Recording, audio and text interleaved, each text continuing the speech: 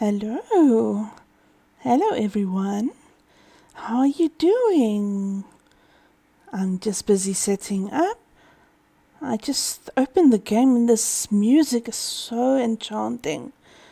I was just listening to it and I thought, this is some good opening music. It almost sounds like Christmas music. I know it's not Christmas time, but it's very soothing.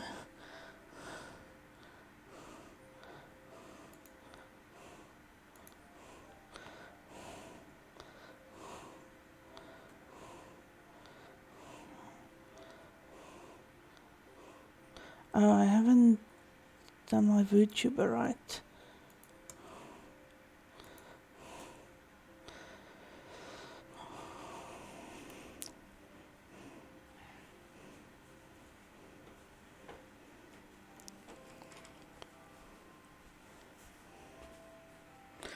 It almost sounds like a song you would hear in a music box.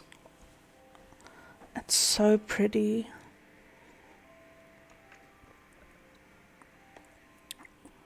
So this is the visual novel I started last night. I actually went on longer than I planned because it was so entrancing. I couldn't stop reading. And I like that they have voiced some of the male characters' dialogue. It makes it interesting. So we're going to continue. So for those who don't know, the story is basically about the princess. It's one princess of each region needs to be captured and put in a tower, and then rescued by a hero with an adventuring team that the king chooses. And the reason for this is they must slay the demon lord who have captured the princesses. I'm not sure exactly why this happens every few, I don't know how many years. But yeah, so this princess is one of two that have not been rescued yet. So the party that did come to try and rescue her ran away when they saw the beast they have to fight. But one party member who decided to stay back as a diversion, the dark elf that is a bard, he climbed up to a tower to hide away, and he has been her companion for quite a few weeks now because she doesn't want to be alone in the tower anymore. So yes, let's continue and see if she will find her hero.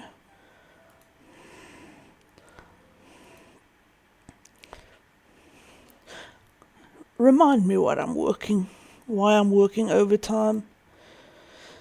The butler was holding on to decorations.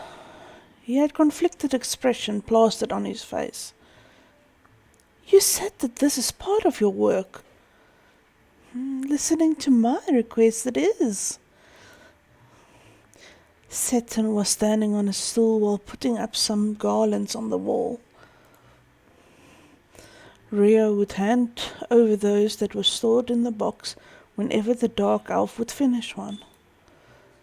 And then there's the princess, idly sampling some cookies on the table. Well, yes, but preferably when it benefits me as well. However, it is already past my working hours. Why does it matter? You said that you do not get paid either way, didn't you? Naturally, I'd like to sit back and rest after a long day of hard work. But haven't you been here almost a whole day? Still work. You were just lounging around, criticizing Satan's performance. Perhaps you'd fancy a break. Would you like some tea, or perhaps refreshments? I thought so. And no, perhaps later. Satan, you? I'm okay. I'd like to finish the decoration here.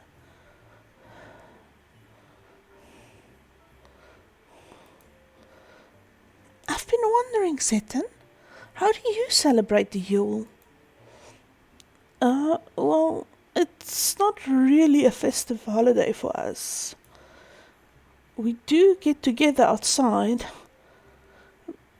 share a meal with the whole clan, share some stories. I guess there's also a battle exhibition. How is that not festive enough? Before we end the festival and return to our homes, we give away handmade trinkets to family and friends. Gifting them is an expression of our gratitude for each other. Oh, that's interesting. I'd say it sounds like your community is rather tight knit. Well, we really only get together during certain festivals, so I wouldn't say so. I believe drows are solitary beings. They dislike working with others, especially other races. When they do have tasks that require large groups, they tend to group up together. This is one of the reasons that drows are rarely seen. They really avoid other races. Or am I mistaken? Huh. I guess that's true for a lot of us, he replied sheepishly. Satan is an outlier then. That he is. But Satan, aren't you leaving out a small detail? Was I? I believe the trinket exchange for you drows is also for the... Before he could finish, the dark elf leapt onto the butler and covered his mouth.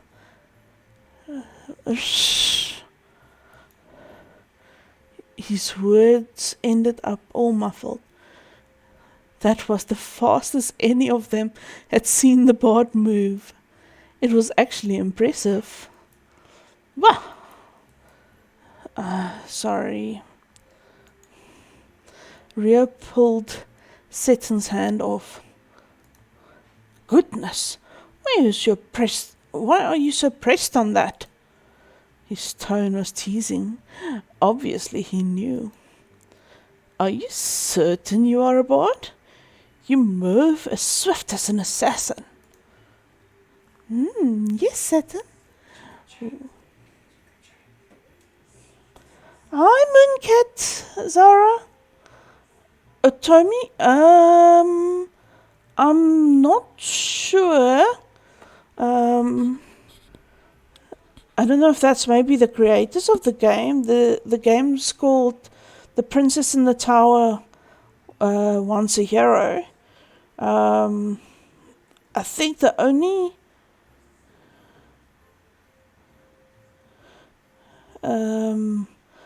only creator I saw in the beginning, or publisher I saw, was Atara.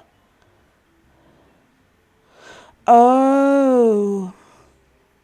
Yeah, I think that classifies then, yes. It was a free game on Steam, so I was just trying it out. But how are you, Mooncat?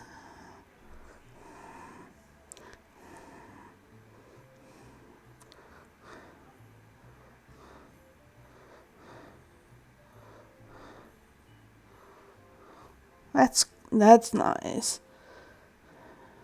You need some rest.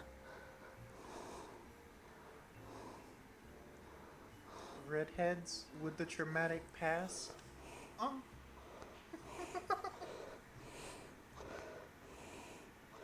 Okay, that's Kingdom Hearts. Hi, Q.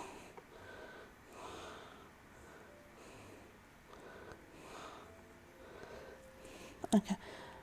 Yes, Seton. Why did you stop Rigo from speaking? Mm, it's. It was evident that he was hesitating to answer.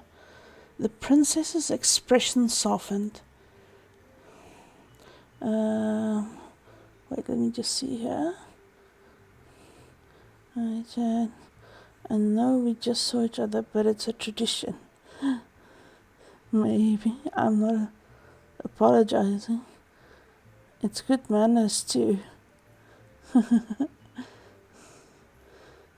uh, what happens in your stream stays in your stream.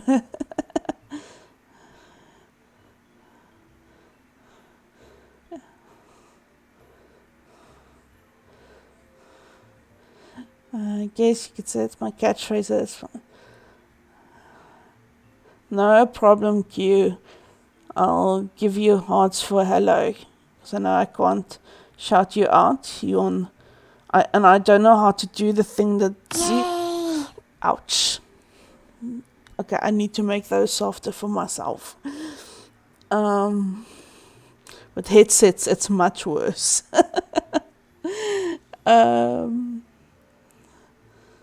No, don't worry.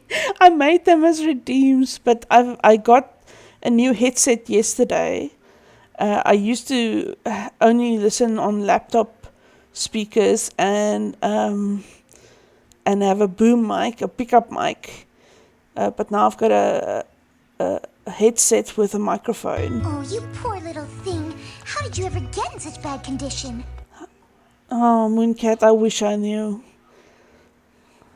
It will take many years to figure out how I got in this condition.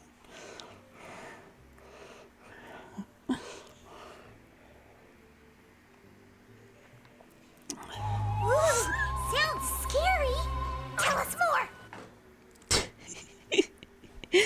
Oh, I'm glad you're having fun.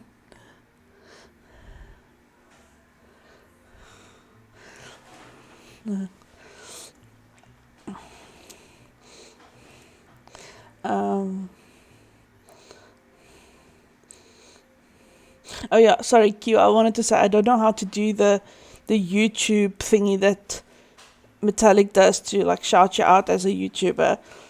Maybe he can teach me. I only don't know the shout outs on Twitch.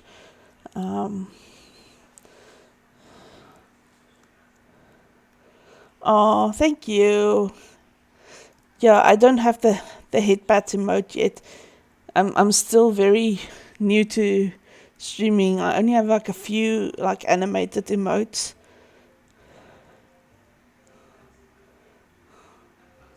Oh, Q, you're awesome.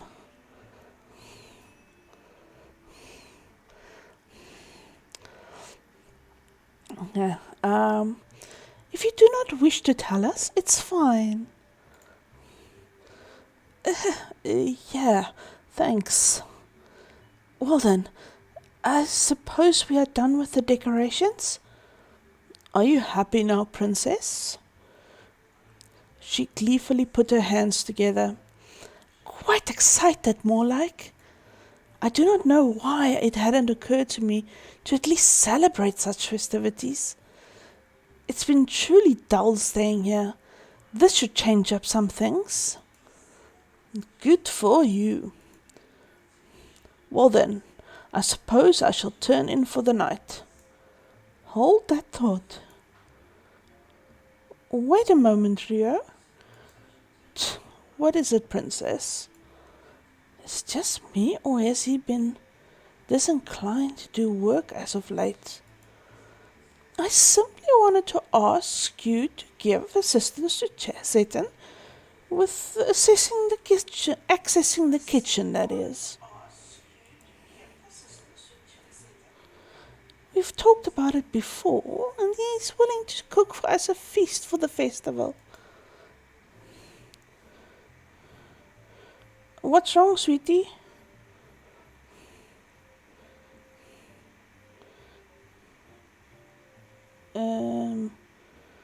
Alright, I'll wait.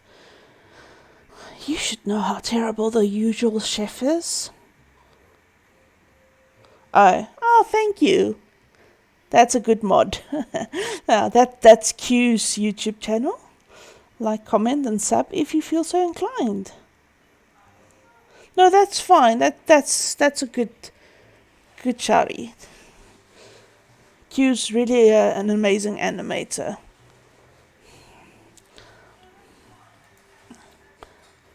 My lady, I am already turning a blind eye on your dear smuggled bard. Don't you think that you are asking me too much? But you said you'd oblige my requests. Would this mean that you'd trust me then? I trust you enough to take care of Seton. The butler sighed. Oh, Atlas!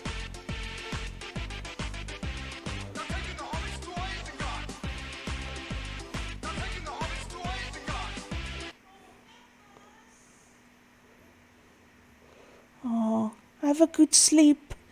You are amazing, Atlas. I'm just gonna have hearts, and hopefully you drift off to dreamland. But thank you so much. It wasn't necessary, but that's amazing of you. Thank you very much, Atlas. Very well. If this will please you, then I shall see what I can do. Thank you, dear. With that, the butler bowed and left.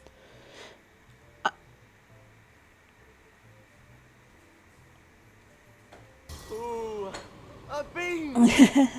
You know, there's nothing like beans. Will you stop going on about beans, Ron? Atlas, don't worry. We all get there someday. So you're just an hour earlier than us, because it's 8 p.m. here now. That's usually when I start streaming. I just noticed something strange. Usually the door... I don't know, can you see the cursor? No, the cursor doesn't show on the thing. But the cursor...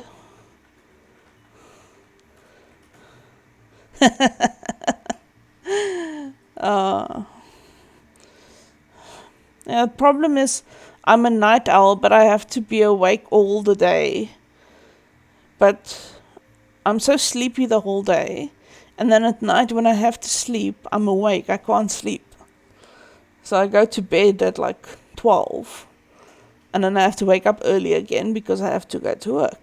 So that's fun. So when I read yesterday, the door was to the right of the screen. Now the butler went out the left of the screen. It's just strange. I don't know where the door is actually. Maybe it's like toward the screen and they just walk left or right. Okay, so with that, the butler bowed and left. Thank you for taking care of that, Lumi. Oh, it's nothing. You shall be the one doing most of the work anyway. And he did the decorating as well. All I've done was sample the sweets Rio would serve for the festival. Really, I'm the one who isn't been doing much here. She shook her head and forced herself to perk up.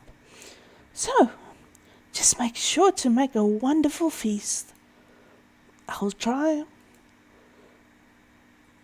I do wonder, is there something I could do to express my gratitude to Seton? Ever since he had arrived, I've started enjoying my stay here. I owe him so much, yet he seems to think nothing of his efforts. It's rather clear words alone won't get through his head. What to do? Something that I could do within this room. I know. I hope he'll like it. The butler and the bard busied themselves with the festival preparations. Thanks to Rio, Seton had been able to slip in and out much easier.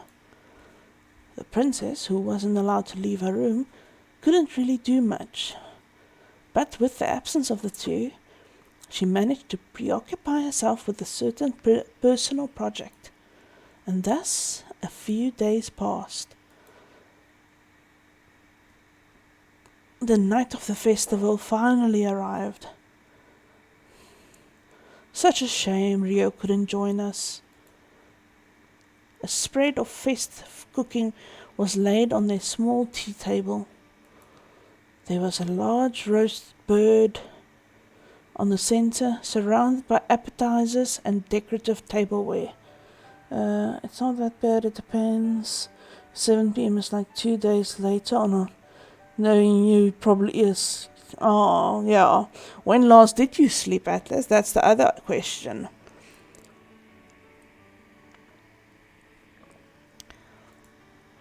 A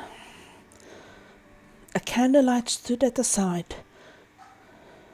Okay, yeah. Actually,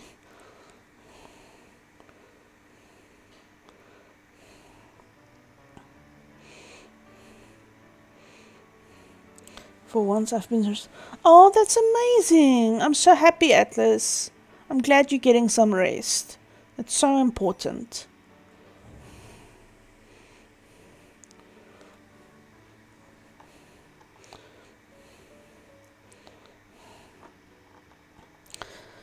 A candlelight stood at the side, close to the colourful desserts which were available in different shapes and sizes. Honestly, it was too much for just the two of them. Well, he does deserve a break. Just look at this. You two truly outdid yourselves. I'm quite sure he should be enjoying the festival with his family right about now. Come to think of it, did he even have a family? Without pausing, the princess elegantly sliced a piece of her roasted meal. Your cooking is as wonderful as always. This roasted fowl is simply divine. The skin is moist, flavorful and crispy. The meat is juicy and tender. And the sauce, words cannot describe how well they go together. Hi, Tapes. Yes, it is a moist moment. How are you, Tapes? Oh, sorry, I forgot to do something earlier. I don't think Metallic did it either. No. You caught me off guard, Atlas.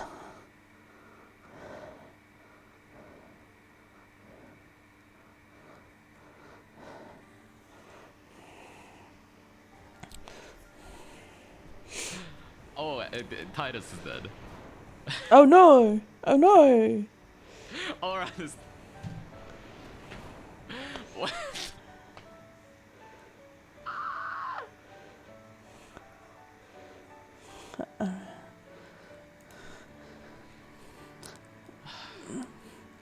The sauce was made by So I Rio. have to redo the entire fight.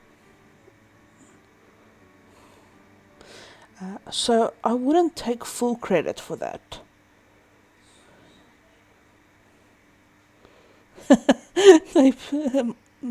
Moisture is moisture, wetness is wet. As for the meat, I'd say it's all thanks to its freshness. Normally, we can only use frozen ingredients due to logistical reasons. But luckily, I managed to hunt that bird the other day. Oh yeah, I got hit 3 times in a row, 20 minutes deep in a fight. Oops, oh no. 100% rigged. Yep. I see. Are you certain that you are a bard? Perhaps you'd be better off as an archer. I was thinking the same thing, actually. Please stop changing my occupation. I did not shoot it down with bow and arrow. I used magic. Now that sounds even more impressive. Still not bard-like though. It's really not much. Everyone in our clan can do such a basic spell. You're always selling yourself short. You know that? I think I've made things rather awkward. Oh, I know. Sitten, you know that one song? I believe you played it the other day. Which one? The title slips my mind, but I believe it to be a classic. Bards at the palace would often sing it during such festivities. Classic. Ah, I believe you mean this one. This song shall be my testament, a song of mementos. A sovereign of ruin born of sorrow. A birth that shall engulf the world in loss forevermore. Only blood of maiden of lore. Yes, that's the one. I believe I've actually heard it quite so often during. I believe I've actually heard that quite so often during special events. This is one of the older songs of us bards. There was a saying amongst us: if you wanted to be a bard, you must learn this song first and foremost. It's called Maiden of Sacrifice. That sounds oddly sinister. True. Would you like me to continue then? Maybe not. I do not recall how it goes next, but I do not think I'd like it. Well, that's fine. Anyway, we're about almost done here. I've stuffed myself tonight. I don't think I can have another bite.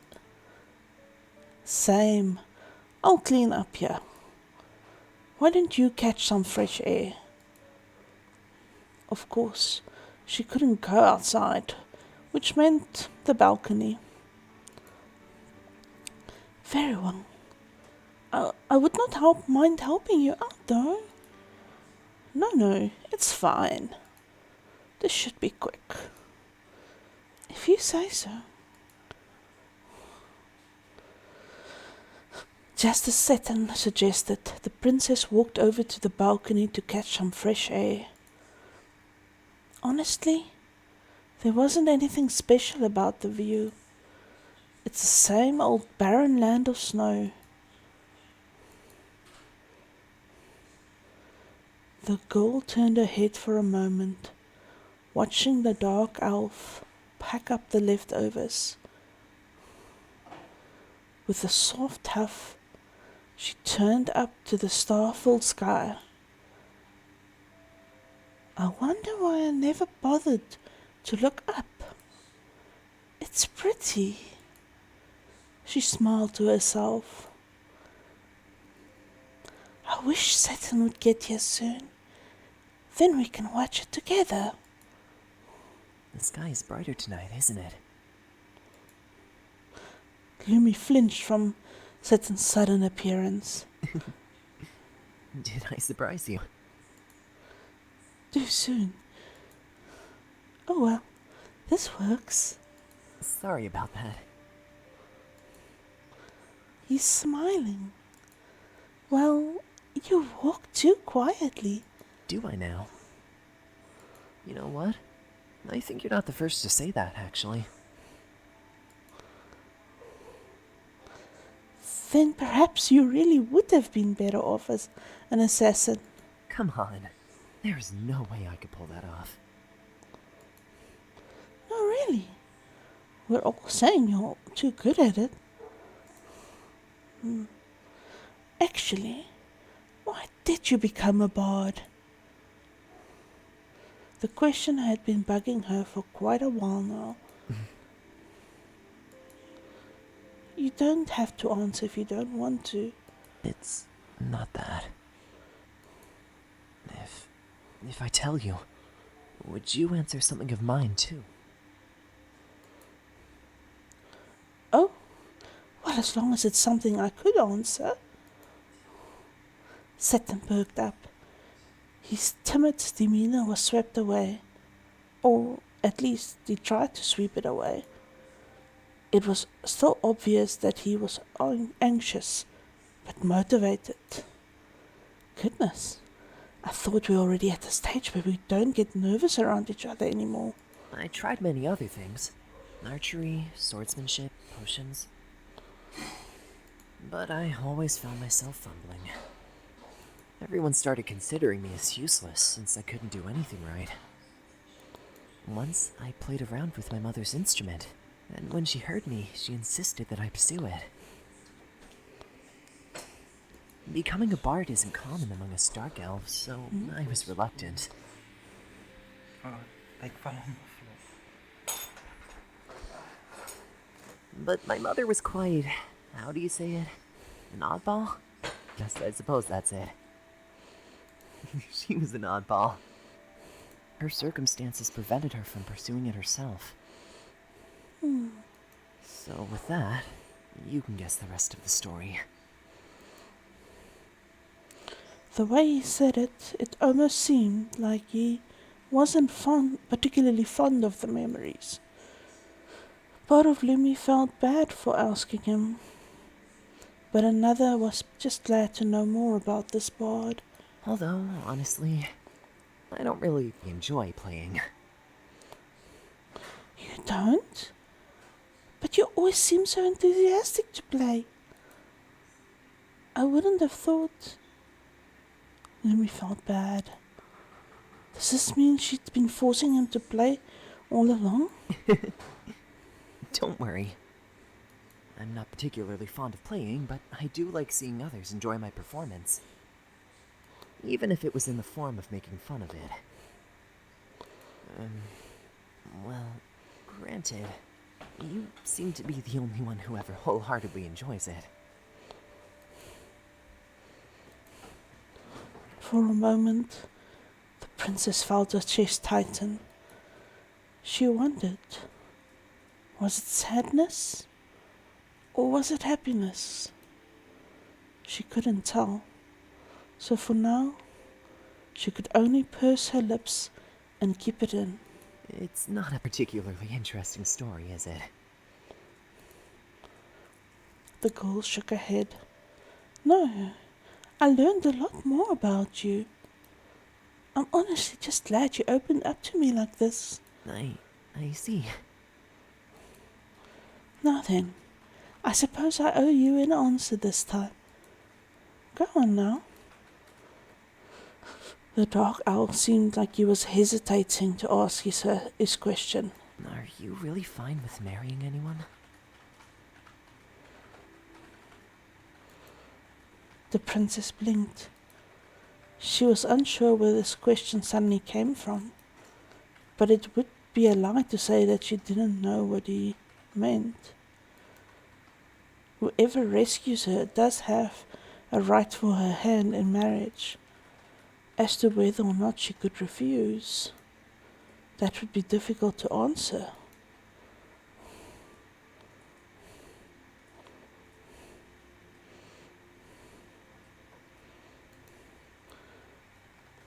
If I were to be honest, no. Of course not. Either way, it is my responsibility as a princess. Whether I like it or not is irrelevant. I've never had a choice in the matter.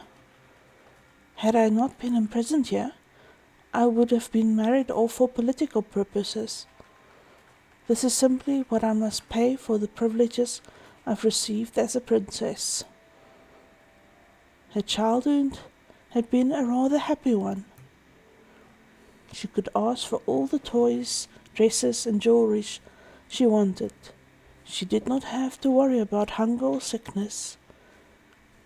Lumi would even proudly admit that she had been spoiled. I'd honestly prefer this, to be tied to someone who risked their life just to reach my side. You'd think such a person would at least have an inkling of a feeling for me, yes? But what if the hero turns out to be unpleasant? Well, nothing I can do then. The reply was nonchalant, as if it was the most natural thing.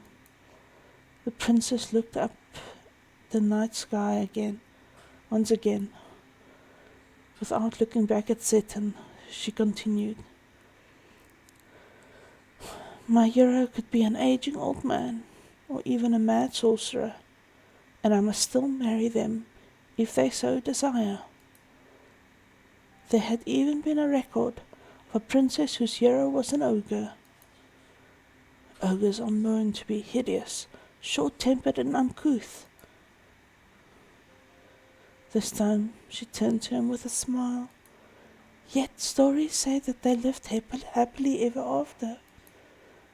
If such a relationship could work out, mine should as well, yes? Lumi tried shifting the mood, but her companion still seemed down about it. She furrowed her brows and gave him an emphatic look. I didn't realize he was worrying about such things, but it feels good to know that Satan cares about me to this extent. She held out her hands to cup his cheeks. Satan staggered because of her sudden gesture and tried to step back, but she pulled him back in. Come now, why the long face? You look silly like this. She chuckled as she stared at his squeezed cheeks. Satan grabbed her wrist to take them off his face. He seemed very flustered. The princess sighed. Oh, you. It's the Yule festival. We should be celebrating merrily. If it make you feel any better, my father, the king himself, had assured me that he'd handpicked my heroes. I doubt he'd send just about anyone. And then there's your party. They should still be close by, yes? Speaking of them, it had probably been already a month or so, and they had yet to pick up their friend. Lumi wondered if they're doing well. What if one of them was heavily injured? She could only hope that Satan would be able to reunite with his companions.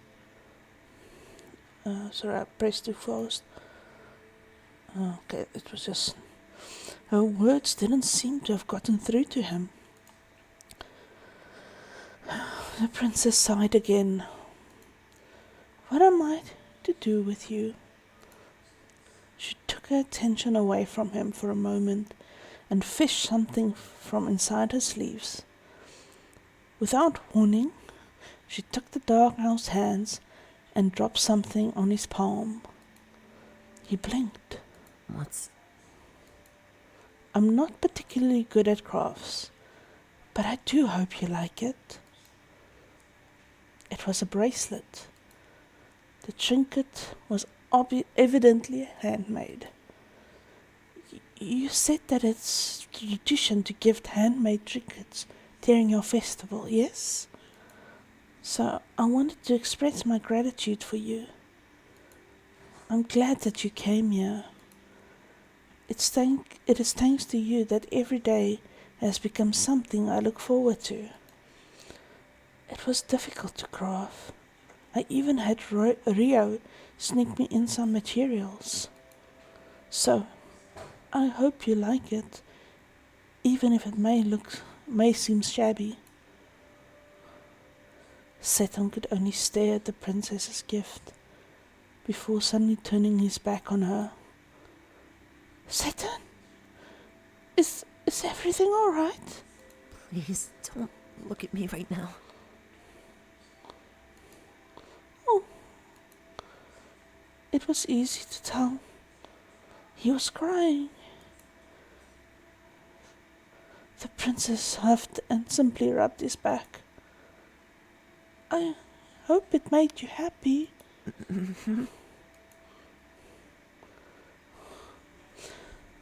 Lumi allowed Seton some time to calm himself.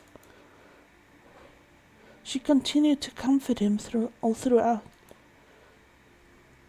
The princess had never really done anything like consoling someone. But with Seton, it felt natural to her.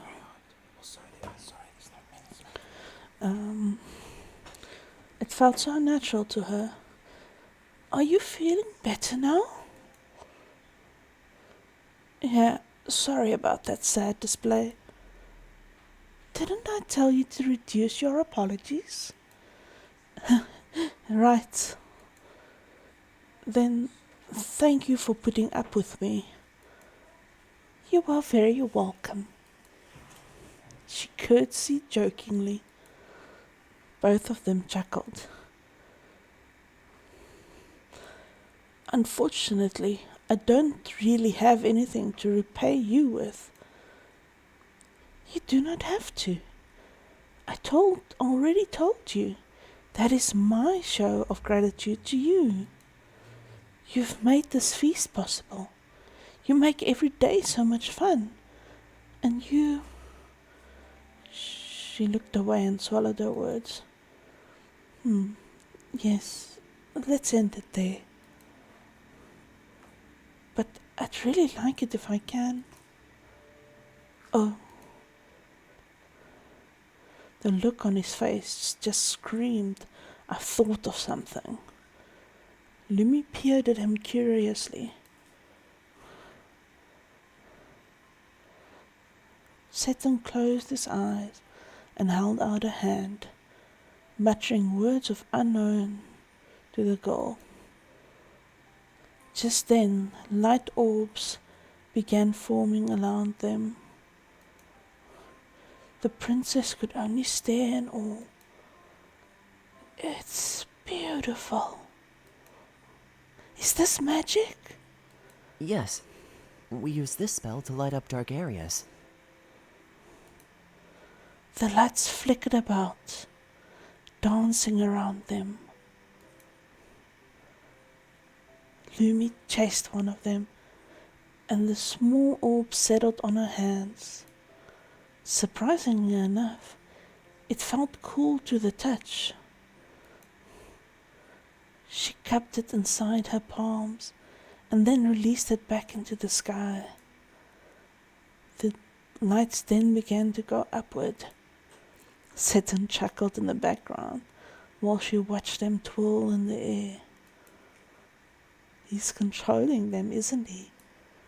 The girl huffed. It was clear that he had been directing the lights in a way that would please her. Oh, Seton. It was a performance unlike any other. Do you like it? Verily. I'm glad. When the dark elf smiled the way he did, the princess felt something leap inside her chest. What was that?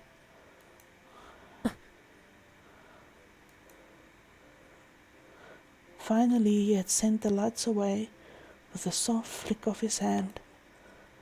The light slowly faded in the darkness. Lumi. Seton made her flinch when he called her name. Lumi, calm down. I've decided. I'll do my best to become worthy of standing by your side. So, please wait for me. Oh my goodness. Don't mind what I just said. If you're cold, we can go back inside. She was confused by his last words, but she really still couldn't process anything. Something inside her was still beating loudly. Her heart. The only thing that occupied her mind was the hope that her companion couldn't hear it. I hope those long ears are just for show. Yes, I'm quite fatigued. I think I'll turn in for the night. Good night, Seton. Good night, Lumi. What's wrong with me? His smile is driving me mad. Could it be? She froze for a moment. No, I shouldn't. The princess pursed her lips and decided to tuck those feelings away. She had calmed down, but all that was left was a feeling of emptiness. Now, is the lady asleep? How was your date? Were you able to give her your little present? I couldn't. So you chickened out. You're really a piece of work. I've never seen a drow as timid as you are. To think you've been working on that trinket of yours for weeks. You even hunted down such a rare bird to obtain your materials.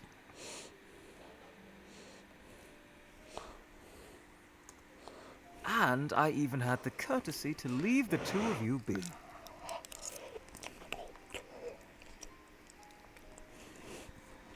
How could you miss such a chance? The butler nagged as he repeatedly jabbed a finger on the elf's chest. You knew that Lumi was making me one as well, didn't you? No. Whatever are you talking about? She couldn't have gotten those materials otherwise. I have the right to remain silent.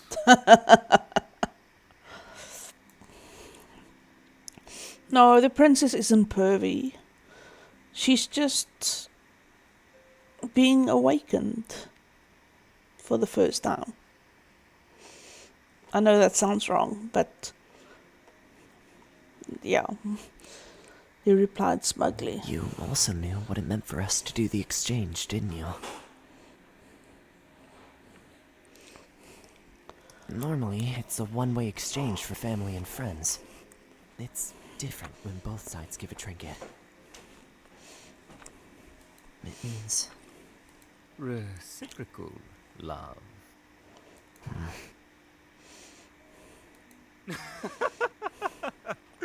I see now why you weren't able to do it. Goodness, you are far too innocent still.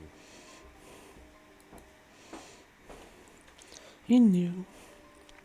He obviously knew from the start. The butler was definitely just playing with the night elf. I wish you had given yours first. Then when the lady reveals that she has one for you as well... well, that would have been fun. it's not that. At least, not only that.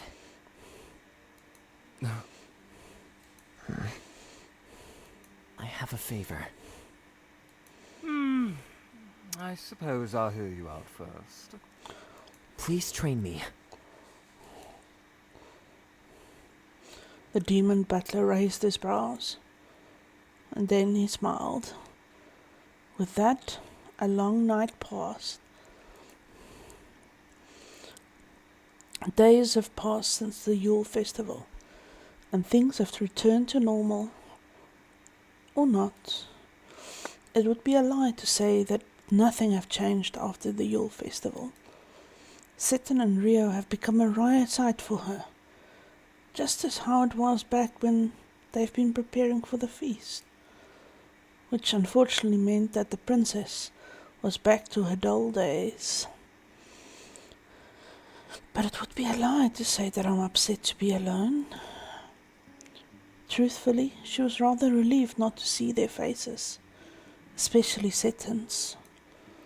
somehow I feel breathless when he's around. I just cannot keep calm. She closed her eyes as she lay flat on her bed, both arms outstretched. I was hoping that the feeling was only due to the atmosphere that night, or something of the like. If only it went away a day after, or the next one after that. Whenever he isn't around, I keep thinking about him, the girl muttered to herself. But if it's like this... She grabbed a pillow and buried her face with it. Then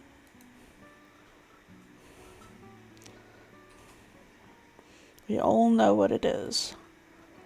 I've read enough novels to know these symptoms. I'm in love with Satan, aren't I? Oh, princess, may I come in? Rio's voice came from the other side of the door. Lumi sat up and set a pillow aside to welcome in. Very well. Come in. Excuse me then. Let's see. Did you move the laundry by any chance? It should be beside the tap. I see. Thank you. Lumi lazily watched the butler tend to his work. Sorry. Rio? Go on, my lady. If you have anything to ask, just say it. I have all day, but I'd rather not give them all to you. Nor do I have the energy to get in between your lovers' spat. We are not in a spat. Pause.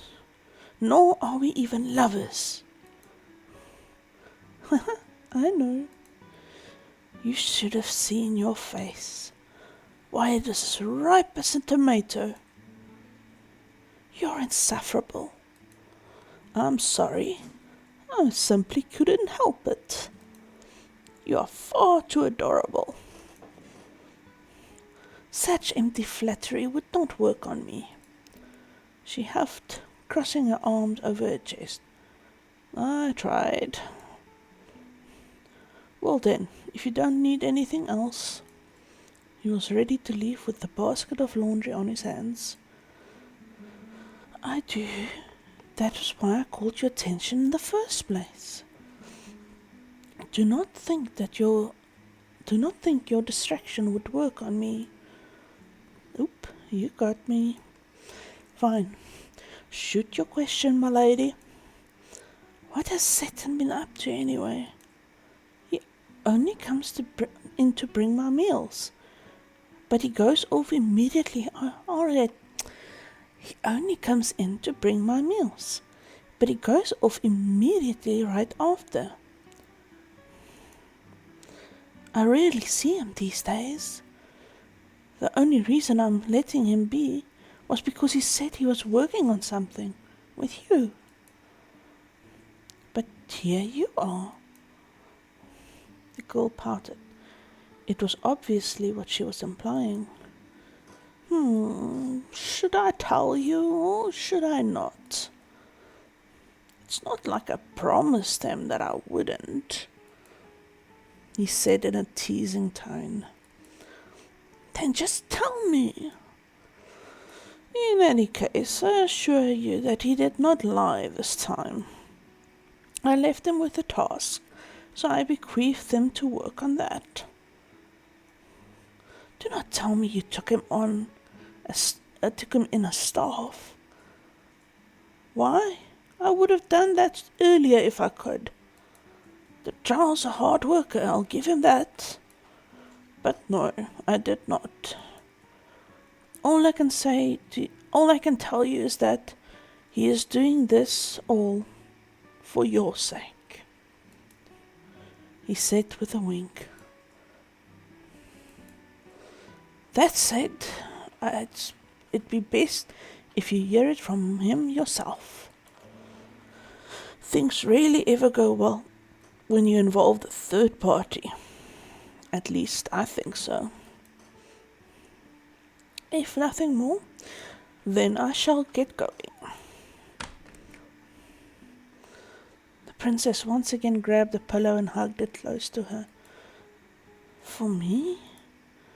Training, huh? I think I know what's on his mind. But why? Don't tell me he's trying to... Oh, how foolish. Peaceful days passed, yet the season never changed. Despite the hint Rio had left her, Lumi couldn't bring herself to ask Seton about what had been going on with him. The everyday was tranquil and unchanging, yet every moment they spent together, no matter how short, was precious. But perhaps this was simply the calm before the storm. What the? The princess almost leapt from the sudden noise. It was a seemingly ordinary day. Just as usual, Seton made breakfast, had a chat with Lumi, and went off somewhere. Rio was out taking care of his duty, and the princess was left lounging in her room. Just excuse me a second.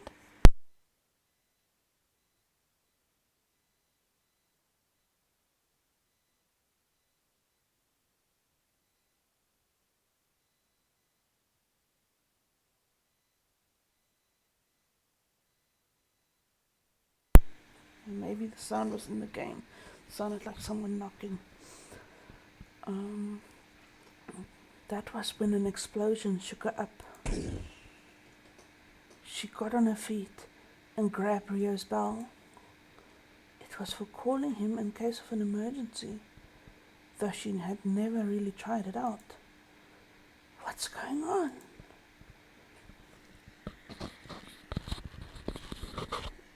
Sorry. Most of her days being the same routine, day in and day out, a sudden event like this easily blew bubbles of anxiety inside her. The girl held Belle close to her chest, ready to use it any time when... Thank goodness, Rio. But why didn't he know? Oh, Princess Lumi! We finally found you! Oh dear. The princess froze in place as three strangers stepped into her room without warning. But it would be a lie to say she had no idea who they could be. Hero? The man's eyes sparkled. Indeed, it is I, one of the heroes chosen by your dear father, His Highness. Behind him were two women, one clad in black robes and the other in white. It wasn't difficult to tell one was a white mage and the other was a black mage. I apologize for the long wait. Alas, it was a treacherous path we had to tread. Now you are safe within our arms. You have nothing more to fear. The man was just how she had always imagined a hero to be like. A strong-looking build, golden hair, crystal blue eyes. Yes, that was her type. He kneeled in front of her, just as Seton did when they first met. However, instead of happiness, all she felt was discomfort. Why? Why was this happening now? Oh, yes. Welcome, brave hero. She replied without a hint of enthusiasm. This was nothing close to any of her earnest hero welcoming practice attempts. Seton, Rio, where are you two? The man didn't budge from his position. He kept his head down, as if he was waiting for something. Behind him, his two companions also watched, with brows starting to furrow, as if noticing that something was amiss. Right, as per custom. The girl swallowed and held her hand, and just a second in, the man brought it to his lips. And then she immediately pulled back. He noticed her aversion, but he seemed to at least have some tact and pretended as if it didn't happen. I know not what the princess has gone through, but you are safe now. Let us go. We shall lead you out and then vanquish the demon lord. I thought you already did that, dude. You're supposed to do that first. The girl blinked. You still have not done so? Unfortunately, but with your blessing, I am sure that we can... Lumi, I hurried as soon as real. Lumi turned around to see Setet leaping in from the balcony, his personal entrance and exit door. However, he stopped in his tracks the moment his eyes met the others in the room. Farrell? The luggage mule! You're alive? Lumi blinked. Her eyes went back and forth between the two. What luggage mule? Oh, princess, I hope you do not mind that foul cur. The princess was all sorts of confused, but she definitely wasn't happy with the offhanded insult on Seton. Part of her wanted to believe that she just heard wrong. We were kind enough to take this drow in our party, despite his lack of, well, everything. We even had him do the easiest work. He just had to carry our things. The lady in the back chimed in. Uh-huh. We picked him up because no one else wanted to take him in. The other one added in deadpan. He couldn't fight. He couldn't sing. He couldn't charm. What a useless bard, right? Even the inn kicked him out because he was both an earsore and an eyesore. Ouch. Now I wish I could kick you guys out. Funny, right? But he left us when we were overwhelmed the first time we arrived here. We thought that he died already. Guess drows are kinda like we. Unwanted but resilient. The mage at the back added again. Lumi, I can explain. Hold it right there, drow. How dare you try to get close to the princess? His outburst made Seton freeze right there and there. And to even utter her name? How shameless! You must be taught a lesson. The man placed a hand on his sword hilt, readying to draw it out. Enough! You dare attempt to shed blood in my room? But he paused as the princess's cold voice pierced him. Apologies. I hope you were not too offended by this tactless whelp. If you're talking about yourself, yes, I was. The man continued as he relaxed his stance. Don't worry. I'll make sure that he'd learn his lesson later. So, you really did abandon him? You willfully left him to fend for himself. Here, in the most dangerous demonic beast stronghold of the kingdom. Ignoring his previous statement, the princess continued her line of inquiry. Her voice was unlike usual. It was frigid and sharp. Your kindness is truly immeasurable, princess. However, it's not like we could turn back just to save a mere drow. I hope you understand. I see. At least you're honest. She peered into Seton for a moment, which made him flinch. Of course, he could understand that look. He lied to her. He had told her that he'd offered himself as bait, but that was far from the truth. They left him for dead. Dear hero, thank you very much for coming to my rescue, but... She punched him straight in the face, making him topple backwards. That is awesome. You go, Lumi. Farrell! Fari! Fari. The two scurried beside the hero in a panic. How dare you treat my friend as though he's a disposable object? I do not need a hero like you. Please leave at once. The man didn't seem to have heard her words, as he had already lost consciousness from a single blow. Oh, what a brave hero this is. You gorilla princess. How dare you hurt Fari's face? You'll pay for this. Oh, you wish to be next? She replied coldly. The two trembled and turned their attention back to the hero. The two then worked together to drag him away from the princess and off to a safer place. Now it was just the princess and the boy. Lumi, listen, I'm sorry. Wait! She turned to run after him, but before she could reach him, the bard had already leapt out of the balcony. The girl pursed her lips, feeling helpless that she couldn't do more. I suppose he would like to be alone for now. He'll return. He promised. He promised he wouldn't leave without a word. What? That wench?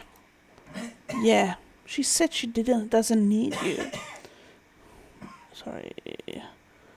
No. Meanwhile, the duo had managed to safely drag Farrell out of the castle once again.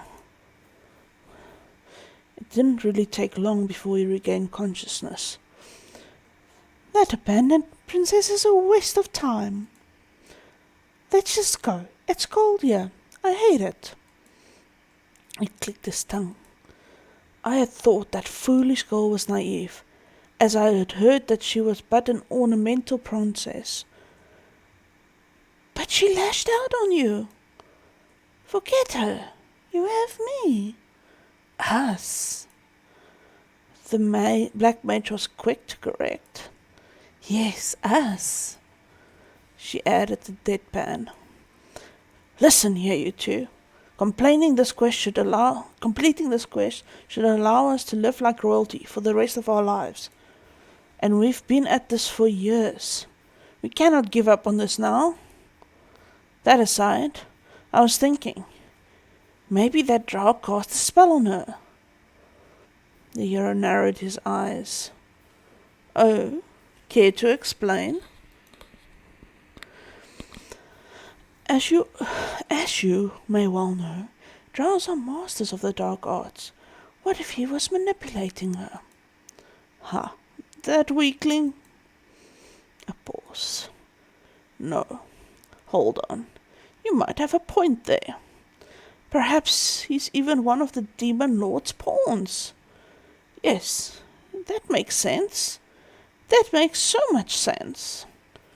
That's how he still lives. Oh, that pitiful princess. I should have realized earlier. A damn drow pulled a fast one on us. He must have been a spy for the demon lord all along. Oh, Farrell, you're so smart. I am, aren't I? Of course I am. So our mission is to take away the brainwashed princess, even against her brainwashed will. And then we cut down the demon lord and that evil drow. Let us prepare and wait for the right moment. It's best to strike when least expected. The night elf slipped through the balcony and cautiously walked inside the room. He stepped so quiet, consciously so. He didn't want to wake the princess after all. He was about to enter his closet when... I do not understand why you still need to stay there when Rio is already an accomplice. Princess sat up from her bed. The dark elf froze. Oh, Lumi. Have you sorted out your thoughts? Her tone was gentle. It was evident that she had been concerned over him. He averted his gaze from the girl, unsure how to proceed. Lumi crossed her arms over her chest. Do not worry. I shall keep waiting for you, no matter how long. I may be quite upset, but I'm not angry. Dark Elf hung his head low, as though a child being scolded by his mother. I lied to you. Yes, I could tell. I have a good idea as to why you did it, but I'd still like to hear it directly from you. Satan remained silent for a long while, but Lumi didn't mind. Just as she had told him, she will be waiting for him, no matter how long.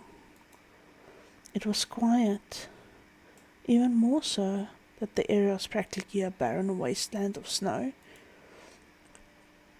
Sometimes a soft breeze would blow to break the stillness. At times, they would hear an owl hooting or a wolf howling afar. The princess paid no heed to her surroundings and only placed her focus on Seton, who was standing in front of her. I started off my travels with fellow Dark Elves from my clan. He finally began talking. But soon, I proved to be a detriment to them, so they abandoned me. No other party was willing to take me in as I was a Dark Elf, so I later found myself traveling on my own. I've never ventured through dungeons or vanquished dragons. All I ever did was run away at any sign of danger. Rather than adventure, all I'd done was roam. And then Fuggle invited me to their party. I was happy to be asked for once. But I found myself not as a member of his party, but more of an attendant. All I ever did was carry their things and sometimes serve them food. Tend to their needs. Yet, I was happy. They, at least, accepted me. I'm no valiant warrior. I'm nothing but a fraud. He lifted his head, and for once throughout this conversation, he faced the I princess. was never here to rescue you. I've never been deserving of your kindness. Once again, the dark elf lowered his gaze, unable to meet eyes with Lumi. You do not have to force yourself. I understand. The princess stood up and took his hands. He found himself looking back at her. You've been through a lot, I could tell. It must have been lonely, being alone, unaccepted by everyone around you. I know of loneliness born from isolation, but his was born from non-acceptance. At least I know I have my family to return to, but Seton does not. She could feel her chest tighten for him. It must have been painful. Honestly, I could not dare say that I know how you feel. However, there's one thing I have no doubt about. She squeezed his hands tight. Seton couldn't help but meet her eyes once more. I shall always welcome you by my side, no matter what. You are worth more than what they make you out to be. They do not define you. I do not define you. You define yourself. If they do not see your worth, then they do not deserve you. Lumi. He could only utter her name in response. The girl wrapped her arms around him and allowed the elf to bury his head on her shoulders. Go on. Thank you. Thank you. Shame. Thank you.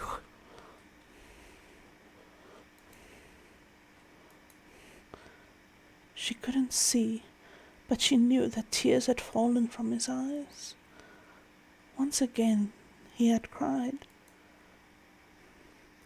Lumi knew that Satan didn't want her to see him like that, just as he did during the Yule feast. It's fine, it's fine. She comforted him the same way she did last time. They stayed like that for a while, until their friend had calmed down. After a while, the princess had put herself back in bed. Satan, on the other hand, was on the floor, with his back resting against the edge of her bed. I'm so sorry for keeping you up. This is nothing. I just hope you are feeling better now. He nodded, though. She could only see the back of his head. About what you said. The reason I've been training with Rio was actually to strengthen myself as a bard. Because I wanted to become the adventurer that you think I am. I figured it was something like that. I was not aware that Rio was, could do bard. He actually complained about it. I am not a bard. Why are you asking me? He said, mimicking the redhead. It was evident how much more cheerful he sounded now. Then how did you go Hessium? She asked excitedly. I pleaded. He may not be a bard, but I had a feeling that Rio knew more than he lets on. I asked him for advice on how to get better, and I was not wrong to come to him. Oh, I see. The princess nodded in understanding. Honestly, she still didn't understand it fully. How could the butler provide bard training? Truly, that butler was mysterious. Then why the need to be so secretive about this? Huh? Was I? He averted his gaze while scratching his cheek. Lumi stared at him with narrowed eyes. That night, I felt nervous around you after that night, so I wanted to get away for a while. His waves went smaller and smaller as he spoke. Lumi could only knit her brows together in confusion. Could you repeat that? He was obviously in distress. The princess sighed. If you keep this up, you'll drive me insane. She closed her eyes, took a deep breath, placing her hand over her bosom. You have no idea how tumultuous it is within my chest right now. I think I might be in love with you. The dark elf was left frozen and speechless by her sudden confession. After a moment of non-reaction, she couldn't help but just hide her face behind her hands. She was aware how red her face had become, and while it may already be dark, night elves had really good eyes. Thankfully he wasn't looking, as only the back of his head was facing her. Even so, she just... Lumi? Satan turned around and peered at the girl. Forget what I said. Please, spare me the shame, she said as she buried herself under the bed sheet. The princess curled up and sighed. She knew how inelegant she was being. Very unlike a princess. But what else could she do?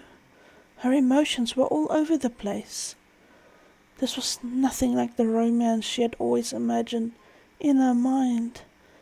It had always been a solemn thing, a pledge of love, a kiss on the hand, and an elegant wedding. Just like fairy tales. Nothing like this. Lumi, The princess could hear the footsteps walking up closer, until a shadow loomed over her. I'll lift up the blanket. No! And then there was silence. She could tell what he wanted to convey, even without the use of words. I'll wait for you. Fine. She heard a soft sigh of relief from outside her covers. Gently as sheets were lifted up, revealing the girl trembling underneath. You know I won't make fun of you. I know. I like you too. It's a bit different than what she said, dude. So, But not yet. the girl who had been avoiding to meet his gaze finally met his. I'm sorry, but please, wait a little longer. How much longer? She's been waiting and waiting and waiting. When the news of the hero spotting arriving came, it was almost in her grasp, only to be taken away. And now, her heart has been stolen, and the thief was right in front. It's almost there, yet it's not. She wanted to see the world he had shown her through his songs, through her own eyes. Why was it so hard to grasp? Not much longer. He finally replied. The girl swallowed, downhearted. But then she felt a hand being grabbed. Lumi looked up, and once again met Seton's gaze. You're a princess, and I'm nothing of note. A mere commoner. She blinked.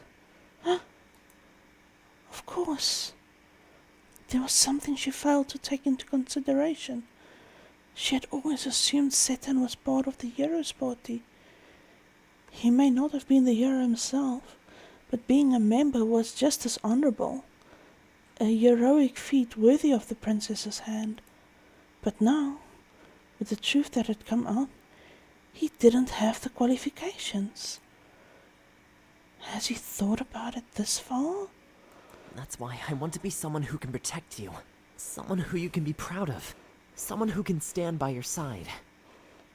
I want to be your hero. Oh, dude, you're making me cry. He placed one hand on her cheek and then held her hand up with his other. The bard then brought her hand to his lips. This I pledge. The girl could only watch. She had to wait longer, but it was fine, because this time she didn't have to wait alone. Very well, I accept. Thus, the princess had officially granted Seton the title of hero candidate, a privilege only those of royal blood could sanctify upon the worthy. Then I shall be waiting for you, my hero. The rest of the night was spent like any other, chatting with each other's stories and songs. It had been the same room, the same person, the same place, yet everything felt different. A cold, lonely room had become warm and comforting. Once upon a time, there was a princess. The princess lived a carefree life and was surrounded by all the luxuries money can buy. Yet, she could not find happiness. How could she, when she was akin to a bird trapped in a cage? She had no freedom of her own. She was a mere decoration. Once upon a time, the princess was kidnapped by an evil king. He trapped her in a tower filled with dangerous and monstrous things. The princess had no choice but to wait in the tower until one of valiant heart can brave the trials that lay within. And only then can the princess obtain happiness forevermore. The horned figure snapped the hardcover book to a close. His expression was unreadable, as if there was a lot going on inside his head. Yet he revealed none of them. He let out a huff before looking up to the sky. What a typical story. A strong wind blew, causing some of the redhead's hair to sway along. He pulled them back and returned his gaze on the castle beyond. How boring. It's about time I return. I wouldn't want to miss the end.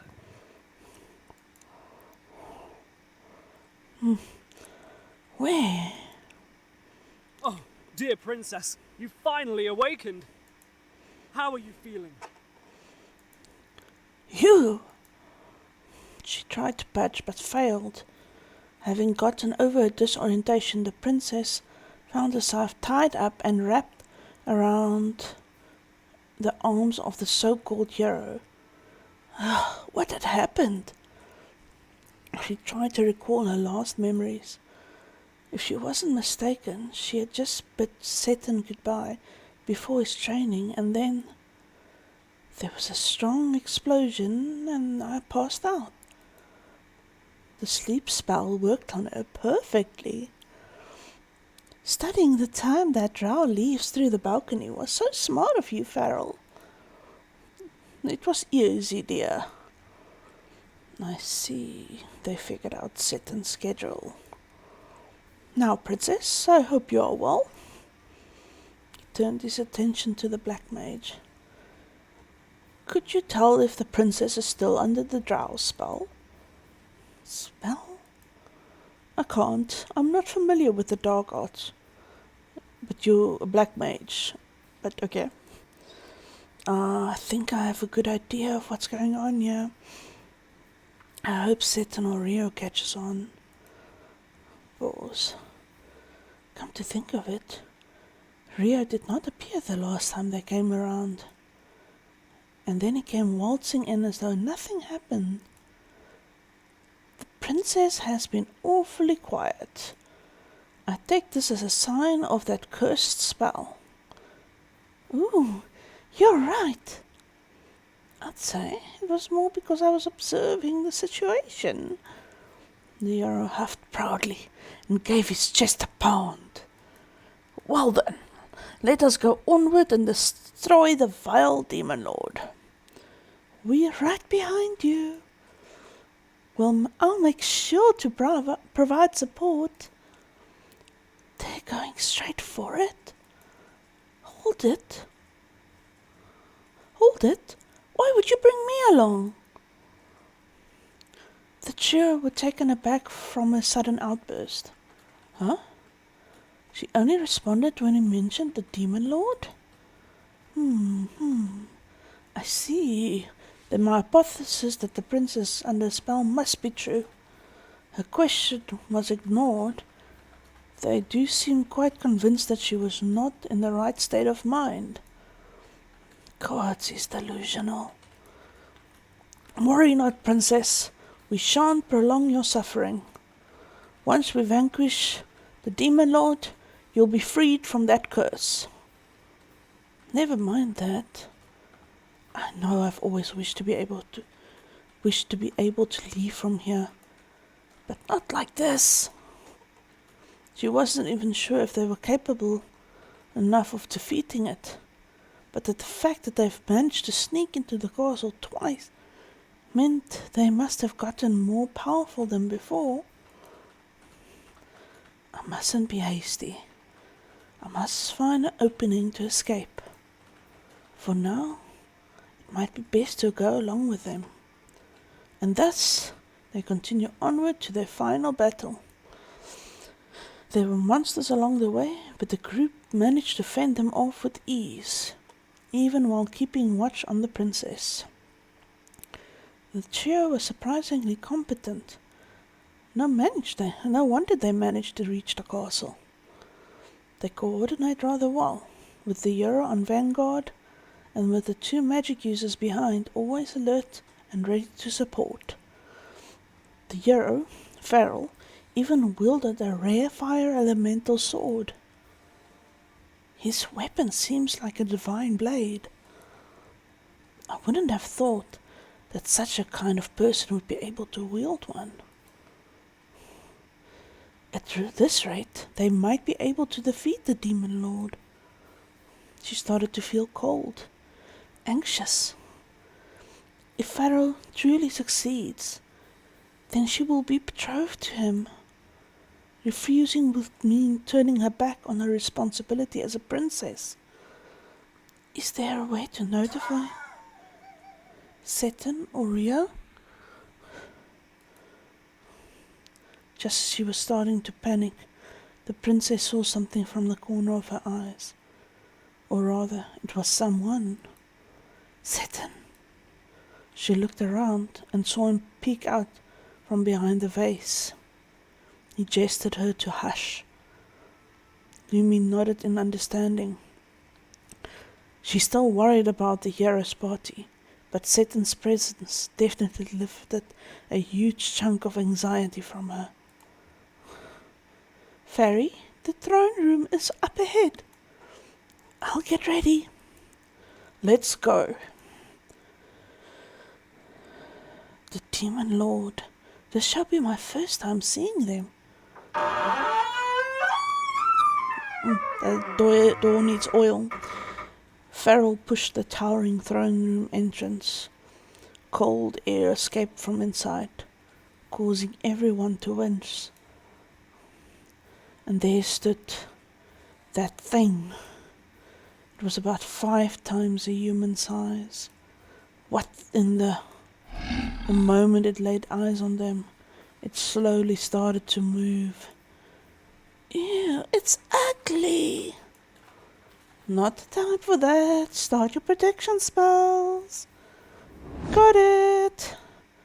Fairy, I'll send you support fire. Try to be careful for now and study its movements. Very well. Let's enter our final battle. Thus the battle began. Just as the Black Mage had instructed, Farrell started off by playing it safe. He would taunt the Demon Lord to aim for him while cast his attack from a safe space. Unlike his previous battle, the hero showed that he can be light with his feet and dodge most of the beast's attacks. Those that managed to go through were blocked by the White Mage's protective spells. It helped that the Demon Lord moved slowly due to its last build. Though the group didn't take it lightly, and they were right to do so. With one slam of his arms, some icicle spires would shoot out from the ground. The first attempt did hit Farrell, who didn't see it coming. Thankfully, the White Mage was quick to take action. The hero's party had wholly placed their focus on the beast, neglecting that the princess was left unattended. I'd hate to admit it, but it's quite mesmerizing to watch them like this. Psst! The princess blinked. She turned to the sound. Seton! She called out in a hushed voice. He was just hiding behind the throne room. Dark Elf then beckoned her to come to his side. Without hesitating, the girl scurried over to him. I'm sorry, I took a while. I noticed the fallen demonic beast outside, so I hurried back here, Satan explained while trying to untie Lumi's rope. I'm just glad you came, she said in relief, resting her head on his chest. Perhaps he had felt how scared and anxious she had been. Satan didn't budge and let her be for a while. It's fine. I'm here now. He stroked her head gently, giving her time to process everything. She may have acted calm throughout the whole situation, but honestly, I just wasn't sure how to react. So now that she was in safe arms, everything just came crashing down. Unfortunately, they can't stay like that for too long. Seth touched her shoulders and gently pushed her back. Stay here. I have to help them. What? I can't explain right now. He turned his eyes to the battle. Sure enough, the Yaris party was being pushed back. It was evident that if it continues, the party would lose out on stamina. Rio, take care of her. Having heard the name, the princess turned and saw the butler behind them. Fine, fine. We'll watch from here. He gestured the bard and to shoo away. Satan nodded and discreetly moved in. Rio, what's going on? Oh, princess. I am quite sure you can figure it out. Huh? The butler gave her a knowing look. If the Yaris party defeats the demon lord,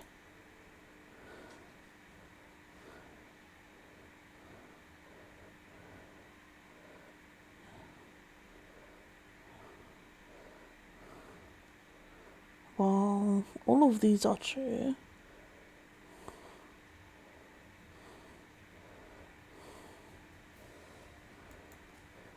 The hero will have the right for the princess's hand.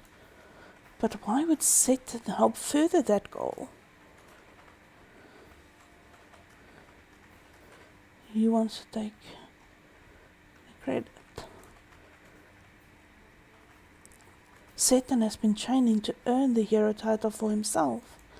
So, could it be that he's planning to take the credit for defeating the demon lord? The butler clapped his hands. Very good, my lady. That drow can be frightening if he tries. The princess mulled. Satan was about to join the battle to take credit for the demon lord's defeat? Oh, I see. No matter how much Satan trains, defeating demon lord on his own would be a difficult feat, which is why he's using this opportunity to be able to fight the demon lord in its weakened state. Lumi's eyes trailed Satan amidst the chaotic battle. He was still unnoticed, biding his time to strike. Even so, Satan is a bard. What good can he do?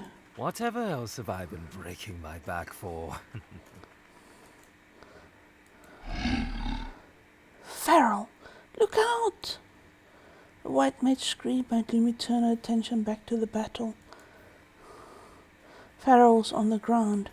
His sword had fallen beside him. The beast looped over him, with his gigantic arm raised above the man, and smashed onto the ground where he was. Fairy! Smoke and dust flew about, obscuring the scenery. Oh, sorry. No! But once everything settled, there was only a shattered blade from where the beast had struck. Where? The princess searched for Satan's figure within the room. And there, at one corner, was a lone silhouette. Satan. Satan was holding onto the hero. You. Don't talk. It's my turn now. The casters ran towards Farrell's direction. He was heavily injured from the battle, but nothing fatal. His party members immediately tended to him, while still being wary of around the dark elf. Hold on, shouldn't I assist Satan? Lumi felt anxiety bubble up from inside her once again. The two women had placed all their attention on the hero, ignoring that Satan was walking toward the monster. Worry not. She felt a hand on her shoulder. Just believe in your hero. Just as Rio said those words, Satan picked up his pace. The demon lord swept at the bard, but he easily moved out of the way. His movements were quick and precise, and that Lumi can barely follow his movements. The beast continued to swipe at him, to catch him, but to no avail. Satan's movements were simply too fast and nimble, especially for a beast that size. I'm quite sure that isn't how a bard moves. The princess could only watch in awe. Satan almost looked like he was playing around the demon lord. But at this rate, he would only lose out on stamina. He could not win without... Oh, it seems that our friend is showing off. Huh? Of course, he'd want to impress his lady. The butler grinned. And just then, Satan finally stopped zipping around. He positioned himself, ready to play his instrument. The song shall be my testament, a song of mementos. Sovereign of ruin, born of sorrows. Dark, shadowy matter began to materialize in the air, shaping themselves into blade-like forms. They looked sinister, with each one surrounded by a dark aura. A birth that shall engulf all in loss forevermore. The demon lord once again attempted to swipe his arm at the bard, but it just dodged with ease by leaping upward. With the dark elf in mid-air, he strummed his strings. Only blood of maiden of lore may entrap filth within its walls, until this one's might finally falls. He's not singing. Yes, you hear him. I've been wondering, actually, as to why he insists on being a bard of songs, if he's so magnificently tone-deaf, when he could be a bard of poetry. Ah, clever. There's such a thing. Oh dear, I've never felt this old. Of course they exist. Bards are masters of songs and poetry, are they not? Only then shall the maiden reap her freedom once more.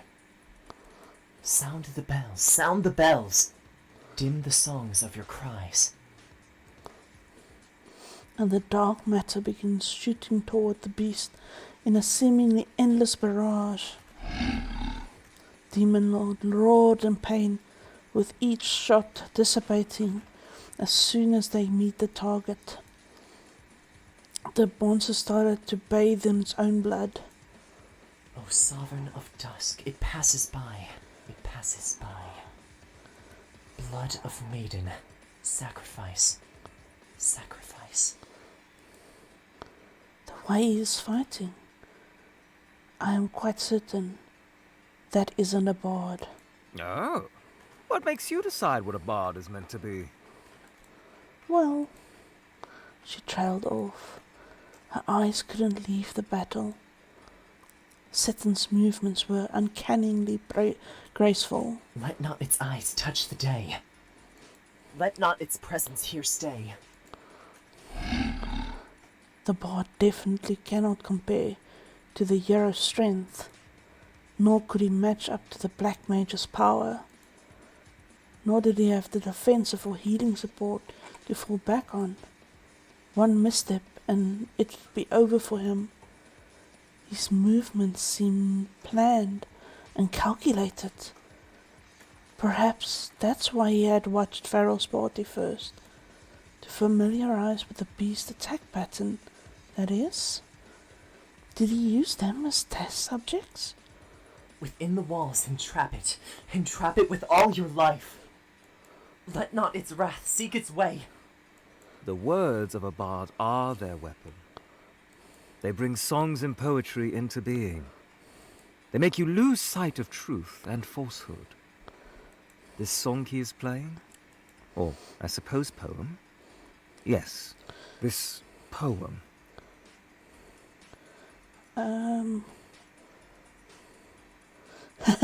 Drell's idol sauce.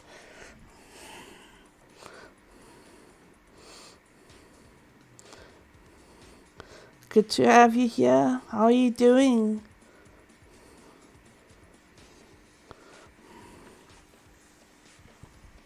Finally, it's beating time. Don't take that out of context.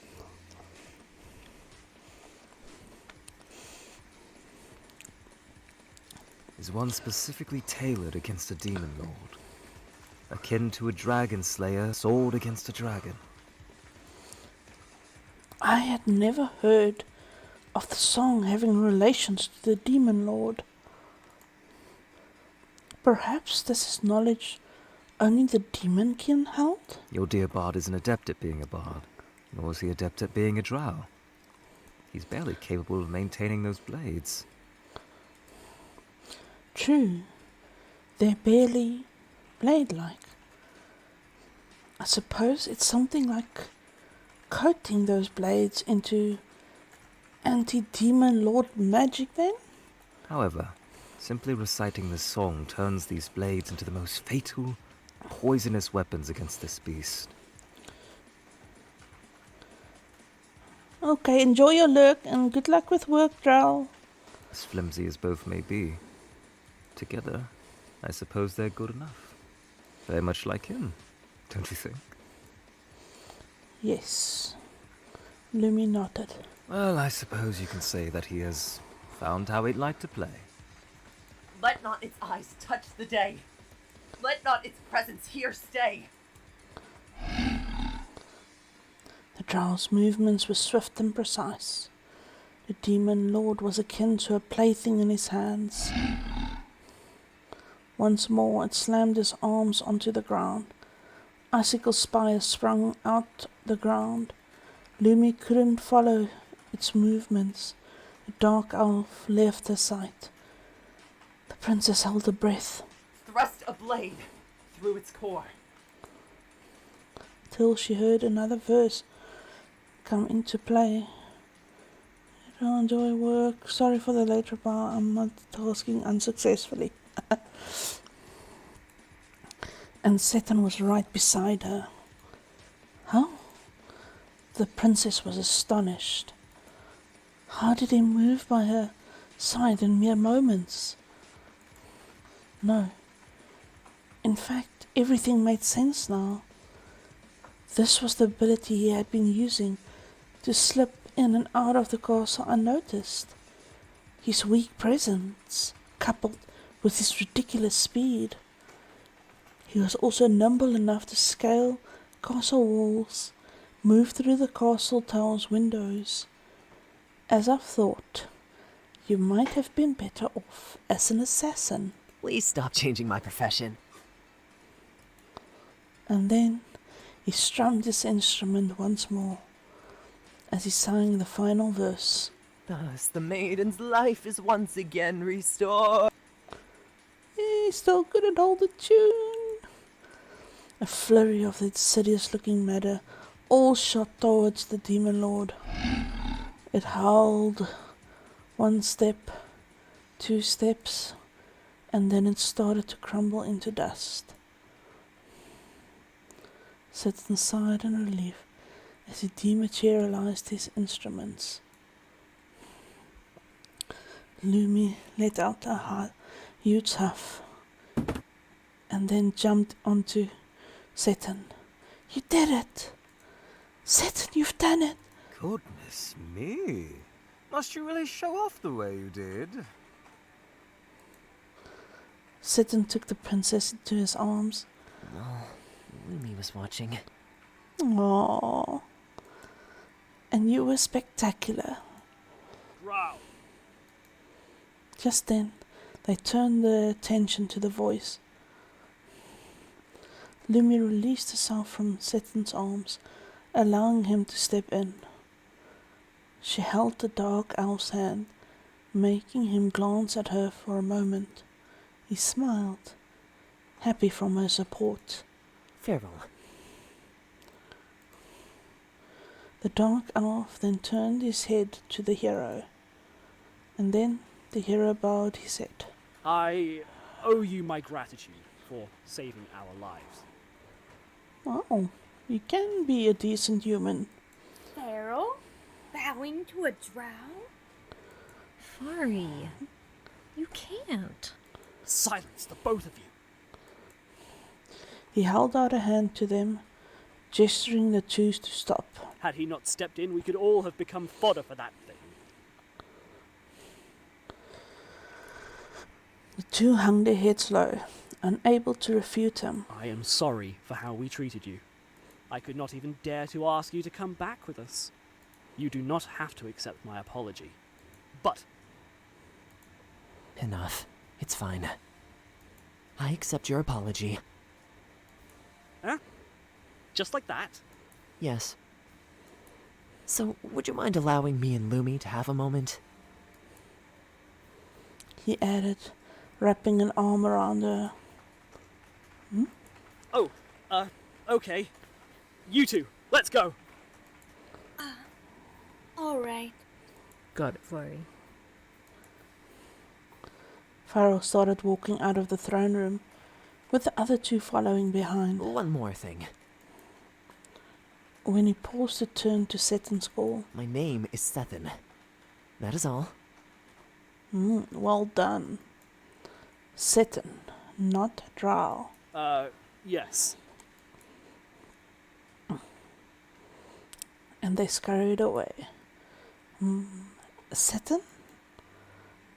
Sitten turned his head to Lumi and realized that he was still holding on to her. Oh, I'm sorry. He immediately let go of her. I suppose I got lost in the moment. No, it's fine. I quite liked it. But is that alright?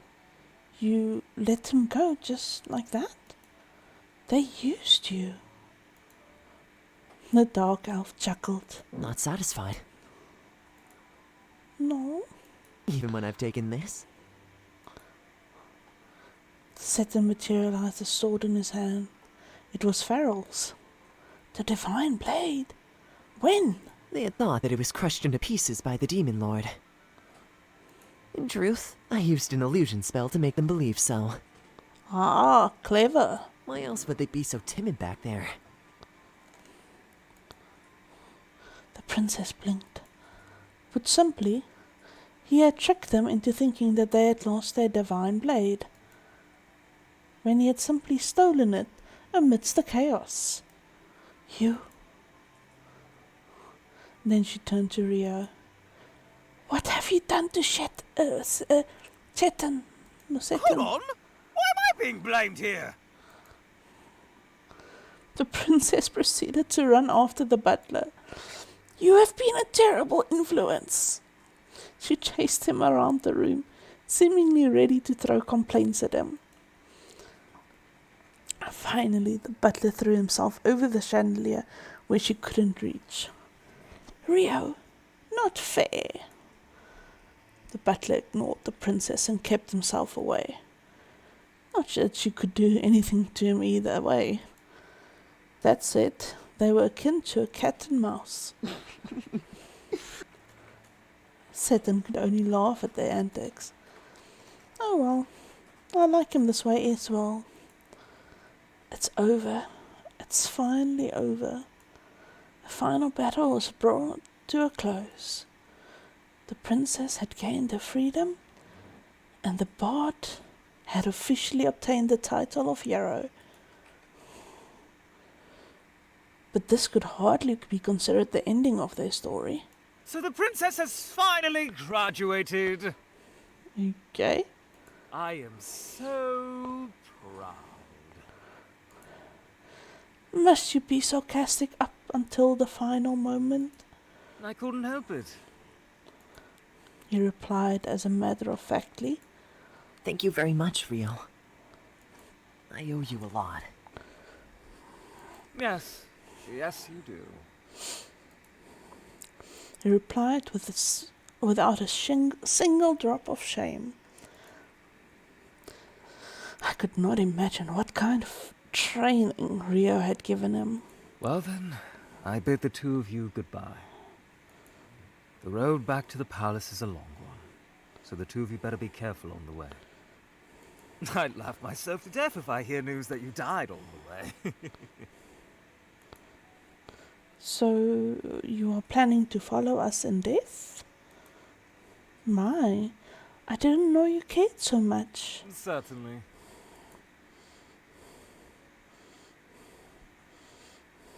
And with that, he bowed to the two of them for the final time before turning away from them. The couple watched him until he disappeared back into the castle. I think I'll actually miss him. As troublesome, mischievous, and insufferable as he was, as she had put it, she couldn't deny that the butler had played a huge role. He had trained Seton, provided them with their needs, and enabled every one of her whims. In her heart, he was a dear friend. I am certain Seton thinks of him the same way as well.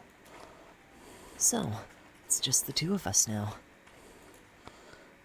I am looking forward to see flowers once again, and people, and buildings, and my family. She continued to enumerate things that she was longing to see. Her companion only watched her with a smile. I bet you are. He faced the girl and held both with her hands. Seton? Lumi, there was something I meant to give you last Yule feast, but I couldn't. He fished a hand inside one of his pockets and produced a ring. I made this from the bone of a bird that I caught. I hope you accept it. Without a word, Lumi held her hand out. Seton stared at her and then smiled sheepishly. He took her hand and inserted the ring himself. It fits quite perfectly. But pray, Dal, why didn't you give it then? Well, He rubbed the back of his head. usually exchanging gifts during the Yule festival for us meant... He trailed off. Seton may be able to speak much more comfortably now, but he is still timid at his core. As usual, Lumi gave him time. She waited patiently for him to collect himself. It meant betrothal. Lumi blinked. Ah! Her heart had almost stopped in that moment. The princess pursed her lips, trying to contain her emotions. It finally made sense to her as to why he had asked her that night, on whether she was fine with marrying anyone. He had wanted to know if she was willing to forfeit her responsibility for him. So that was why he was so down when she replied she wouldn't abandon her responsibility. She had unintentionally rejected him. I've decided. I'll do my best to become worthy of standing by your side. The words just completely went by her back then, but it was his declaration of his intention to continue pursuing her. Just so we're clear, I didn't understand how to answer that question. I meant it as no, I don't want to marry just anyone who saves me. I want to choose who I want to marry. That's what I meant by no. But in the game's mind, it was different. So, to become a worthy hero for her. She touched the ring on her finger and caressed it. Sat and watched her lovingly. Well then, we should... But before he could finish, the princess leapt onto him. Lumi. Lumi's face was very close to his. I've waited long enough, surely. Sorry. The night elf froze for a moment. Yes. Yes, you have. He pulled her in for a kiss. It was warmer than she had imagined, sweeter than she had hoped for. Certainly it was worth the wait. Thus their promise had been fulfilled. The hero she had hoped for was very unlike what she had always dreamt of. He was no powerful warrior wielding a legendary sword. He was no mysterious sorcerer with forbidden spells. He was no charming prince in shining armor.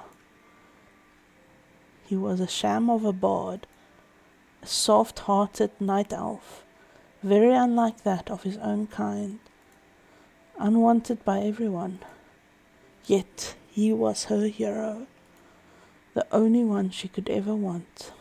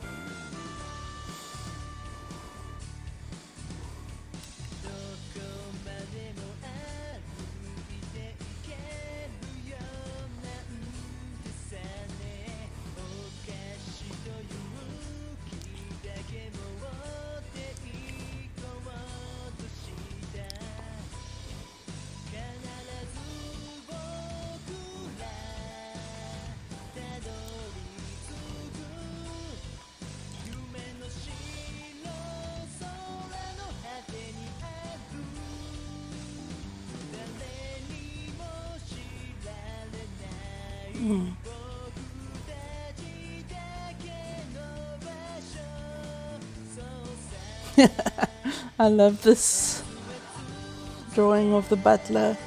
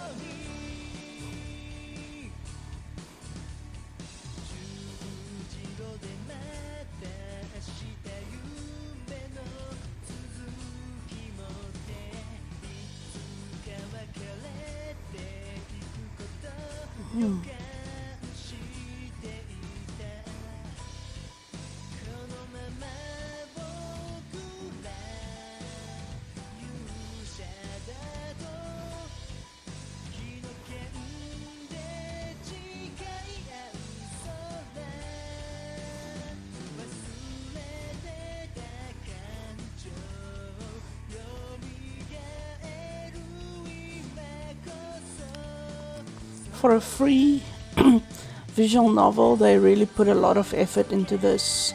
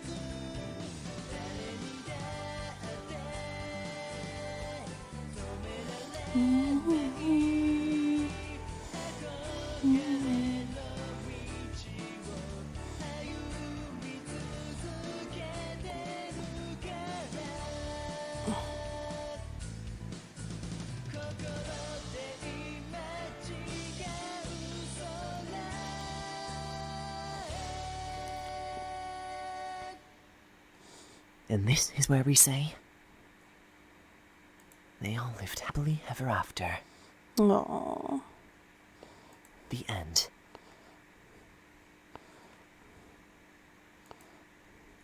Yay, the Princess of the Tower has a hero. Let's see what this gallery is. Oh, there was something I didn't get angry for him and be interested in knowing more about him. So I got all the stuff except that one. Extra, no fairy tale, Butler's musings. Good. Yes. Okay, that was very interesting. I'm just gonna take a quick break.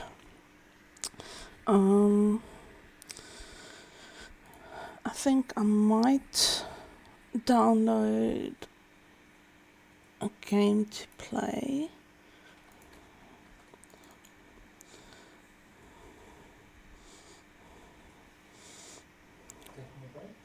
Hmm?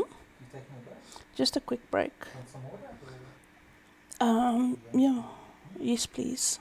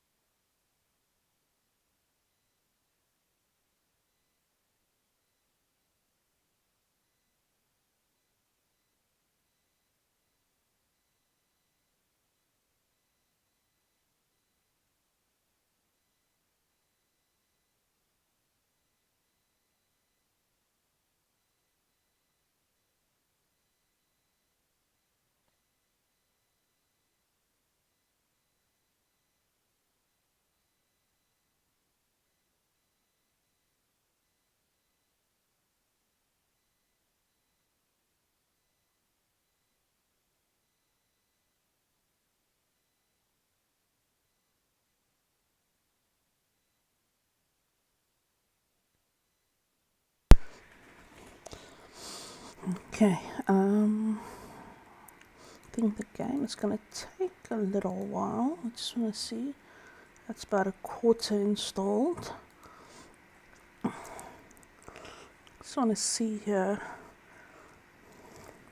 how many achievements this game actually had, because I only saw 2 achievements.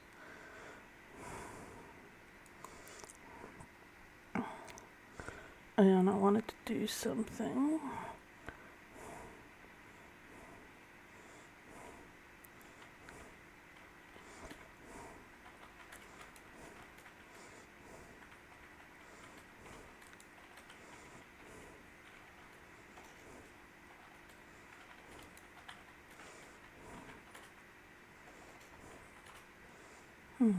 Okay, no, I can't do that.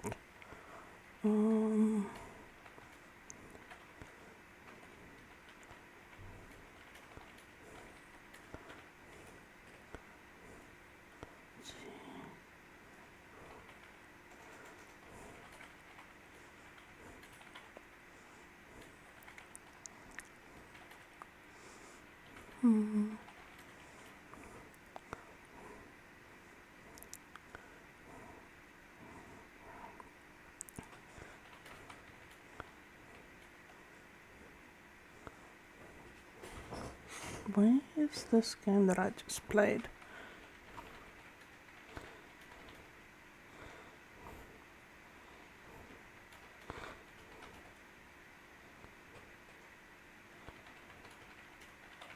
Oh, here it is. Okay.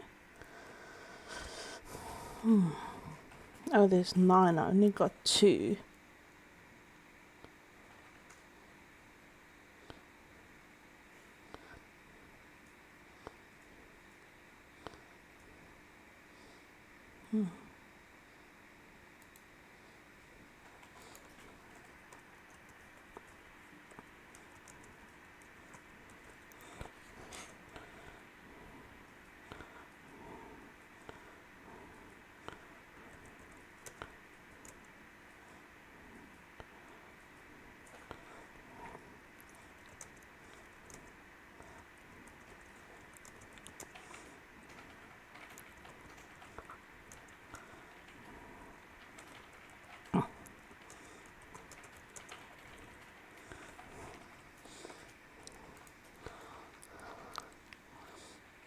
Okay.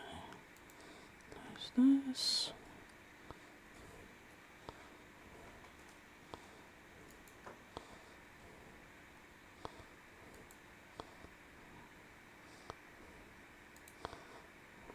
Okay, it's almost installed. Okay. While I wait, I'll do one karaoke maybe, just to. I'm just gonna change my thing so long.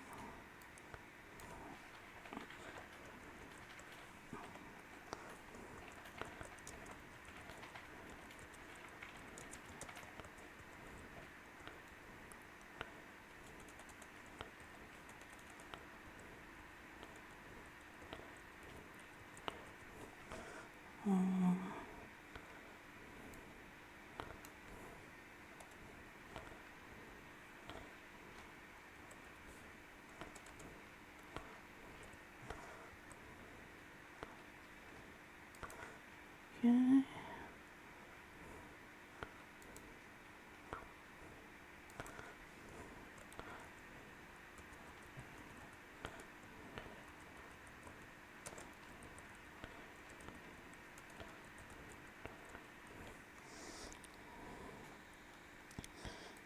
Done.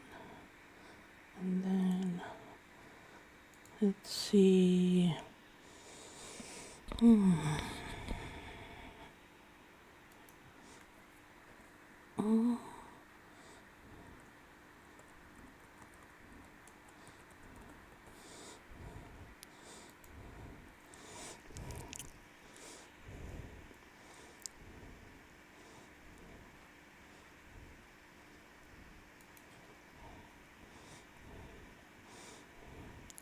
See, what can I choose?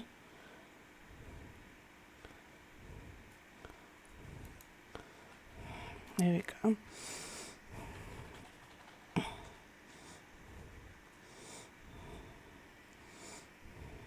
First I'm doing this with my new headset and mic. Curious how it's gonna sound.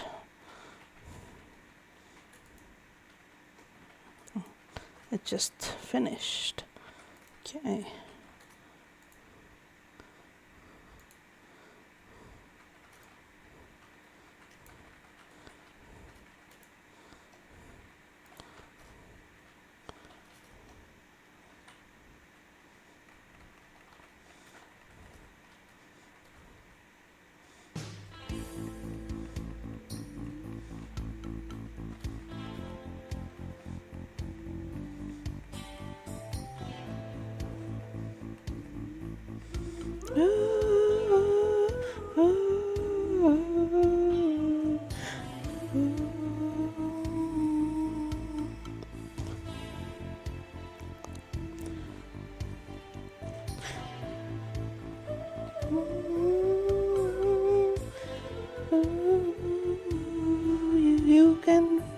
You can run away forever, but there's nothing wrong with getting a good head start. You wanna shut out the night, you wanna shut down the sun, you wanna shut away the pieces of a broken heart. Think of how we lay down together. We'd be listening to the radio so loud and so strong. Every night a nugget coming like a gift of the gods. Someone must have blessed us when he gave us those songs. I'll treasure your love. I never wanna lose it. And I've been through the layers of hell, and you know that there'll be ashes to prove it. After your love, wanna show you how to use it. Ooh, into the fire, pain in the dirt, and I know you got the scars to prove it. Remember everything that I told you, and I'm telling you again that it's true. You're alone and afraid, you're completely amazed, find there's nothing anybody can do. No more believing. There's always something magic. There's always something new. And when you really, really need it the most, that's when rock and roll dreams come through. The beat is ours forever. The beat is always true. And when you really, really need it the most, that's when rock and roll dreams come true for you.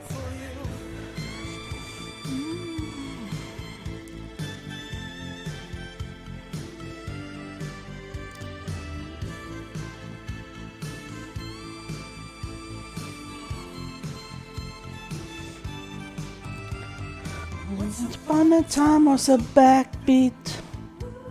Once upon a time all the chords came to life, and the angel had guitars even before they had wings. If I hold on to a chorus, you can get through the night. Get you through the night. I'll treasure your love. I never wanna lose it. And you've been through the fires of hell, and I know you've got the ashes to prove it. I'll treasure your love. I'll show you how to use it. Been through a lot of pain in the dirt, and I know you got the scars to prove it.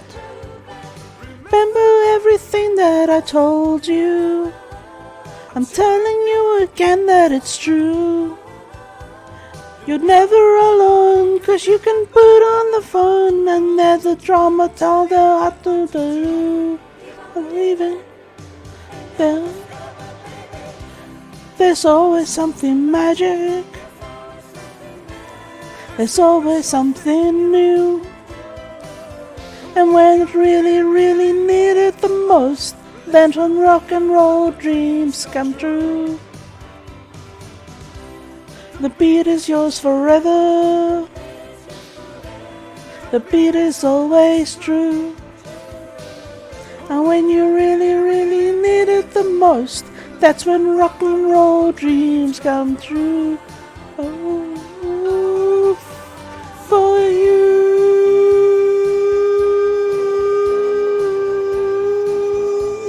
Yeah. Oh, yeah. That sounds better than the that was sent to sound good. Aww. So yeah, I'm not gonna make it the title because I'm just gonna do this one song and then I'm gonna play the game.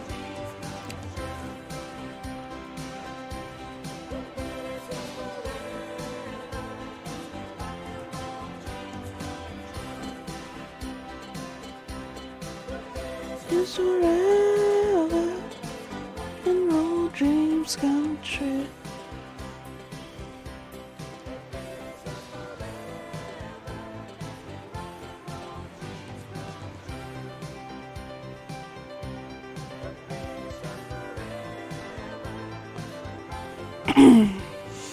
Yeah, but it faded a bit at the end. I mean, like the screen. Yeah, I could have, but maybe next time. Okay.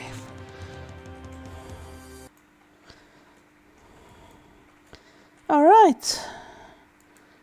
There we go. Now let's see. Where's my game? I said make a shortcut. Oh dear me. Play.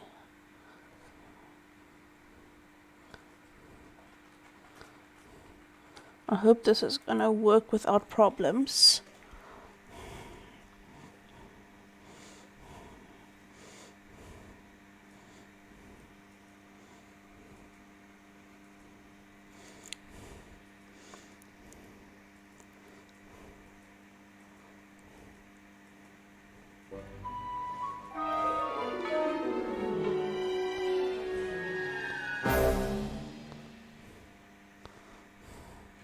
Human mind. 600 miles of synaptic fiber, 5.5 ounces of cranial fluid, 1,500 grams of complex neural matter. A 3-pound pile of dreams. But I'll tell you what it really is. It is the ultimate battlefield and the ultimate weapon. The wars of this modern age, the psychic age, are all fought somewhere between these damp, curvaceous undulations. From this day forward, how can they make the brain sound like good and gross at the same time? Mental Marines who are about to ship out on the adventure of their lives. This is our beachhead, and this is your landing craft. You shall engage the enemy in his own mentality. You shall chase his dreams. You shall fight his demons. You shall live his nightmares. And those of you who fight well, you will find yourselves on the path to becoming international secret agents. In other words, psychonauts. The rest of you will die. Oh, that was not appropriate. You're not going to die. Well, if you're not a psychonaut, then you might as well be dead. They told me this was a summer camp. Ah, Dogen, don't worry about old Coach Oleander. I've been coming here for years, and trust me, nothing ever happens. Yeah, Dogen, Lily's right. You don't got nothing to worry about. Except for that giant monster in the lake I was telling you about. Bobby Zilch, I told you to stop scaring people with that ridiculous old legend. I don't want the kids to be afraid to go out at night and walk alone on the perfectly safe paths of Whispering Rock Psychic Summer Camp. And we don't want to scare our special guests, Superstar Psychonauts Sasha 9 and Mia Vodello. Light monster! Formation.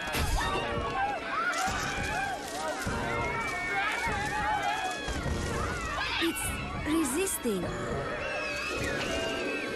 Quick, bring it over here.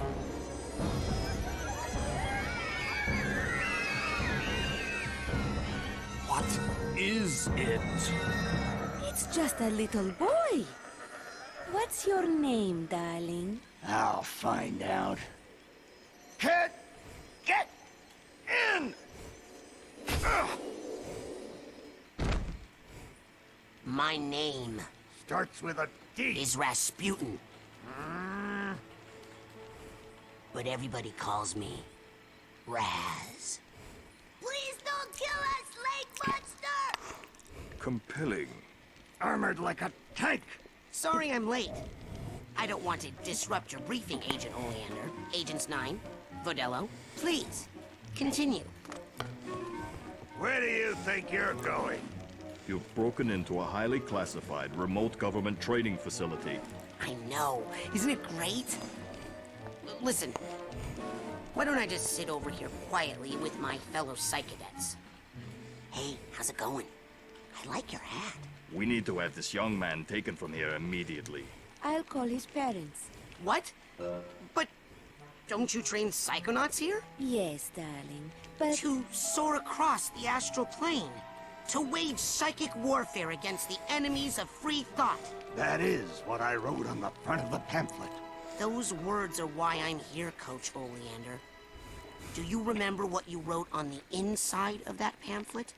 You were born with a special gift. But the people around you treat it like a curse. Your mother is afraid of you. And your father looks at you with shame in his eyes. Come to Whispering Rock Psychic Summer Camp, and you can show them all. Back home, your powers make you a loner, an outcast, a circus freak. But in this dojo, in this psychic dojo, they make you a hero. Get that soldier a bunk.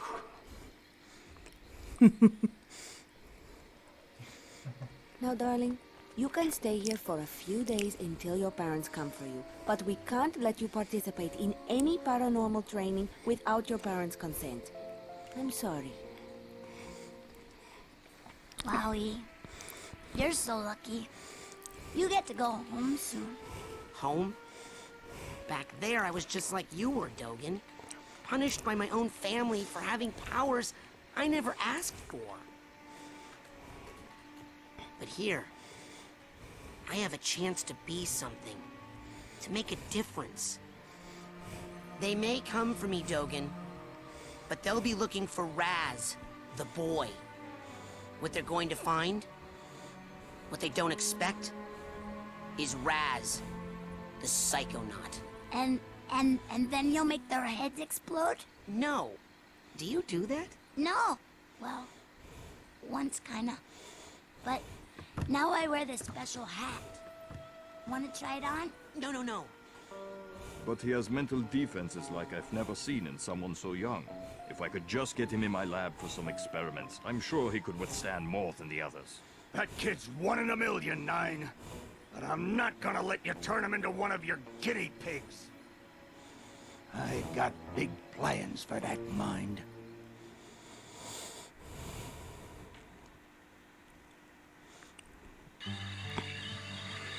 Okay. Create the profile.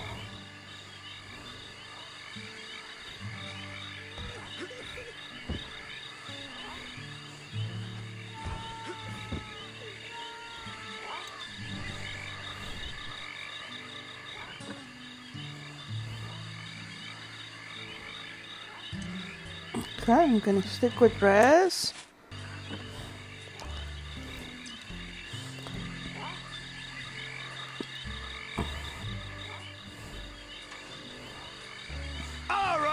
settle down in here. Big day tomorrow. I want to see each and every one of you runts in my classroom at 0600 hours on the dot. I'm the early bird, and you're the worms. Got it? Now, lights out!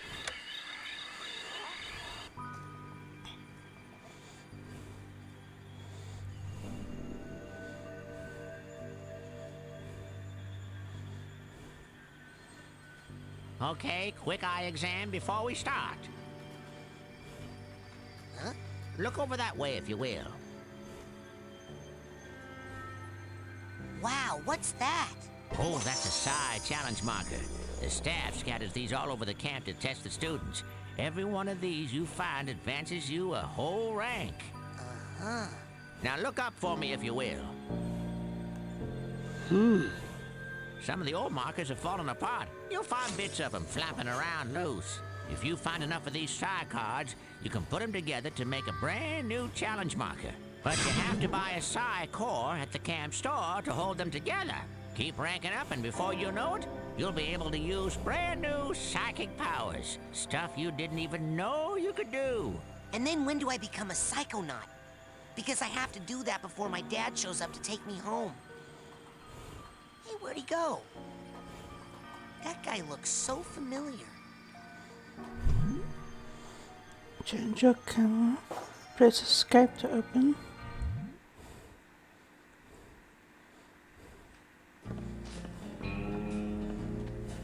Hey, Raz! Hurry up! You don't want to be late for basic braining! Woohoo! Basic braining is the best class ever! Let me just do this quickly.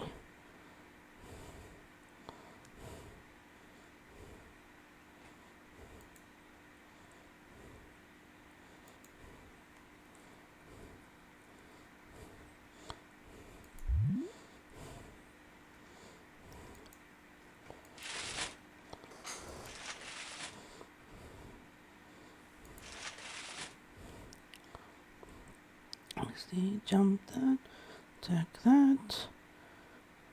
Okay, that's fine. Camera. Good first person.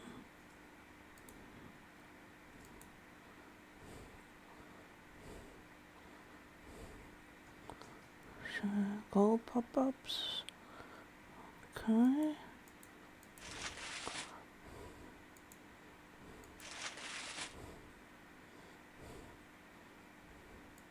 Maybe bring this down a bit.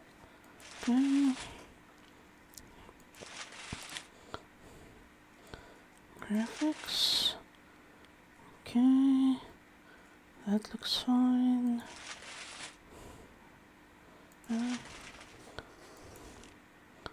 Page, you can see what you've collected in the current area. Make sure you come back here after you've collected some figments so you can look for them. So the figment one, okay. This page show you how you're doing. The bigger scheme of things. Also, once you get your scavenger hunt list, this is where you keep it. Okay.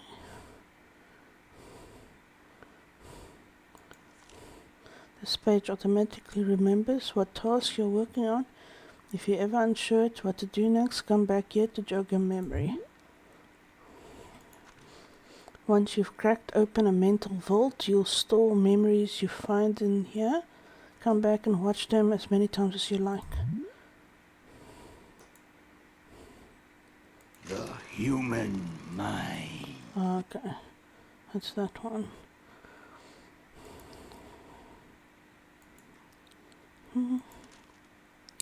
This handy map shows you the layout of the camp. Your position is marked with this triangle.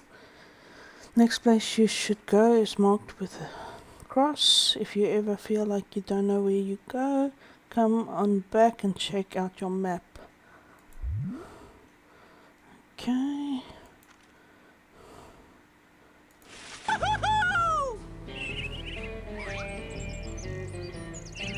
Camera is still inverted. Nope. Would you prefer some soda sweets? That's okay. I just no cancel. Oh.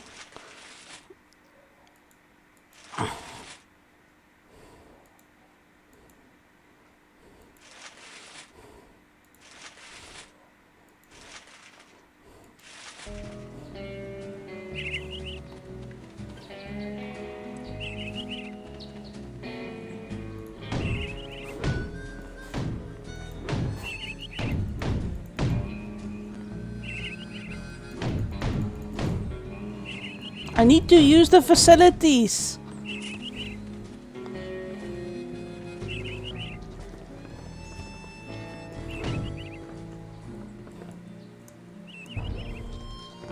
Oh, that's a cool jump.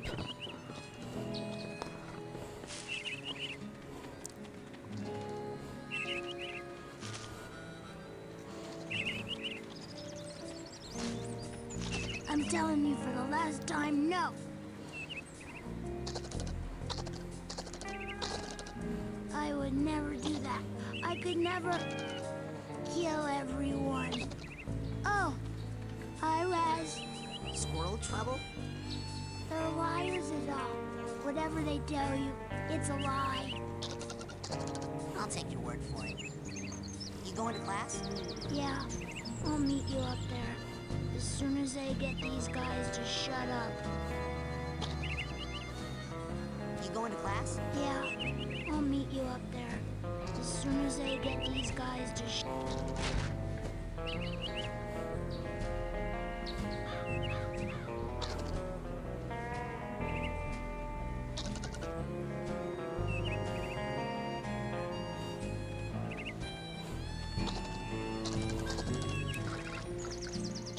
Oh dear.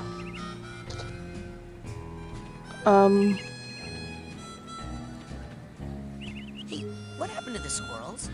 They lied. They lied. And then they left. Yeah, sure.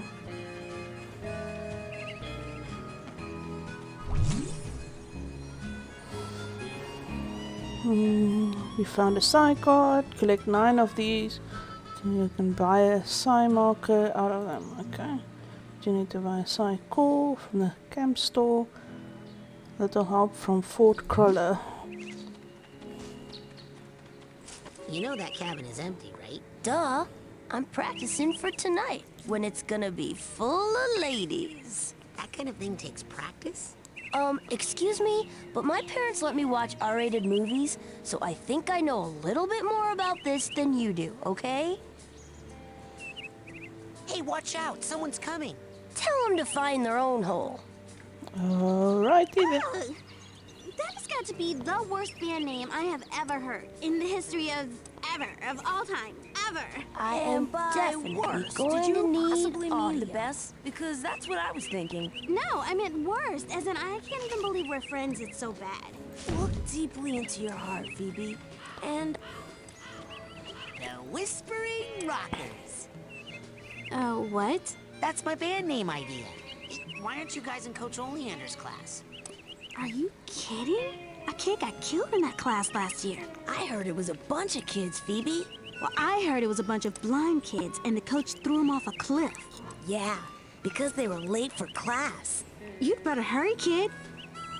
Now, where were we, Quinn? The Levitators?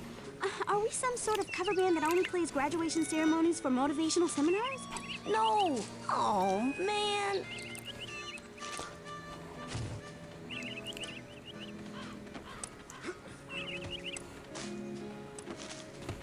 So, you're dating Elka now. Does that mean we won't hang out as much? Shoot, I reckon things ain't gonna change one bit. Doggone it, partner. No woman's never gonna... Hey, you're gonna make my boyfriend late for class. Come on, James.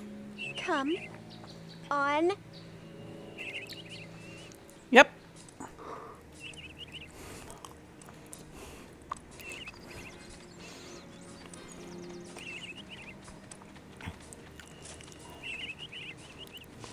Hi. What's the rush? Well, you know what they say about slow rolling tumbleweeds. No time for chit-chat, James. We're late for class.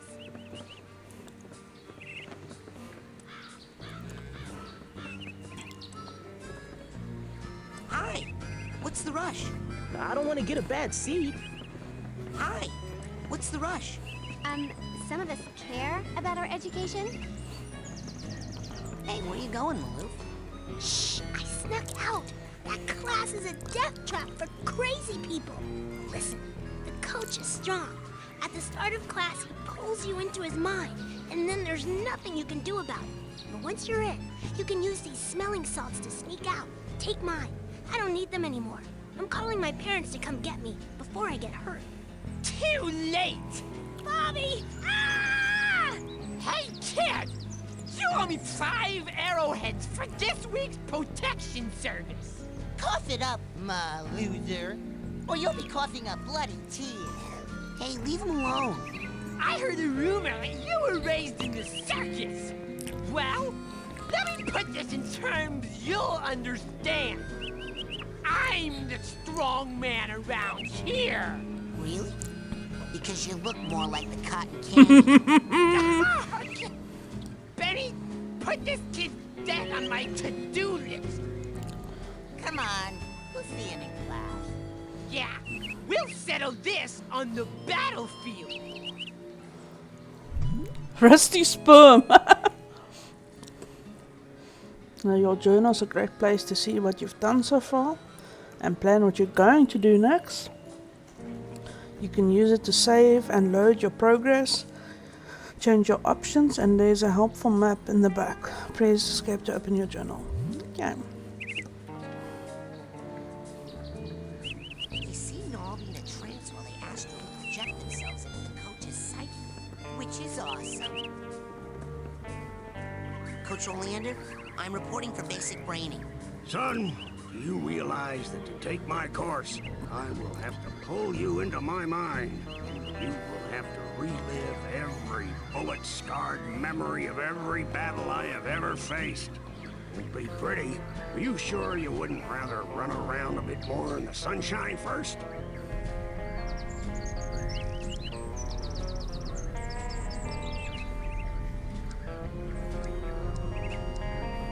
I'm ready, sir. Well then. Yo, it's so scary the screen froze. What? No, did it crash? It crashed! Oh no.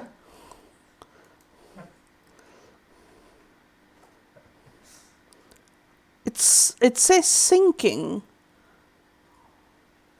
It's synced with the cloud or something. Oh, you didn't install the just running the PC version. You've got it running on the GOG launcher version. Yeah, because I can't find the desktop thing. Oh right. No, I said it's okay. I said I said make a desktop shortcut, but they didn't. It's okay. Okay.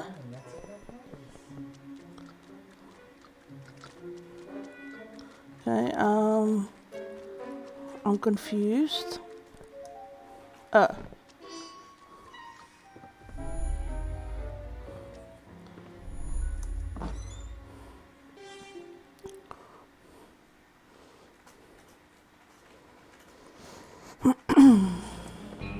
dear. Hey, Raz! Hurry up! You don't want to be late for basic braining! Woohoo! Basic braining is the best class ever! Woohoo!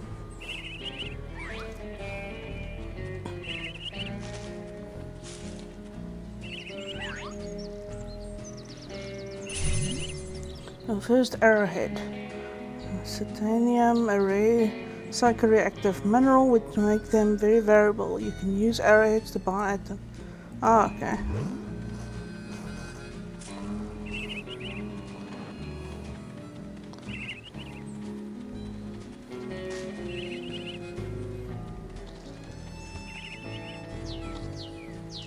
I'm telling you for the last... I would kill every... Oh! Squirrel? They're wired. I'll take you. You going to class? Yeah. Shut up! Beat it, Fluffy. What are you looking at, Nutrat? I am not. Hey, hold still. I'm gonna I read your wouldn't. squirrel brain. You going to class? Yeah. I'll meet you.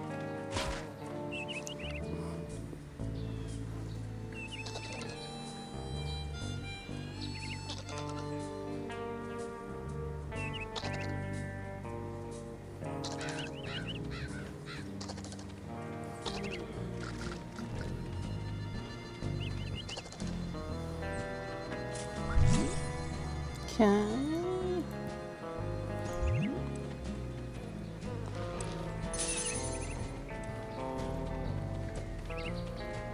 Hey, what happened to the squirrels?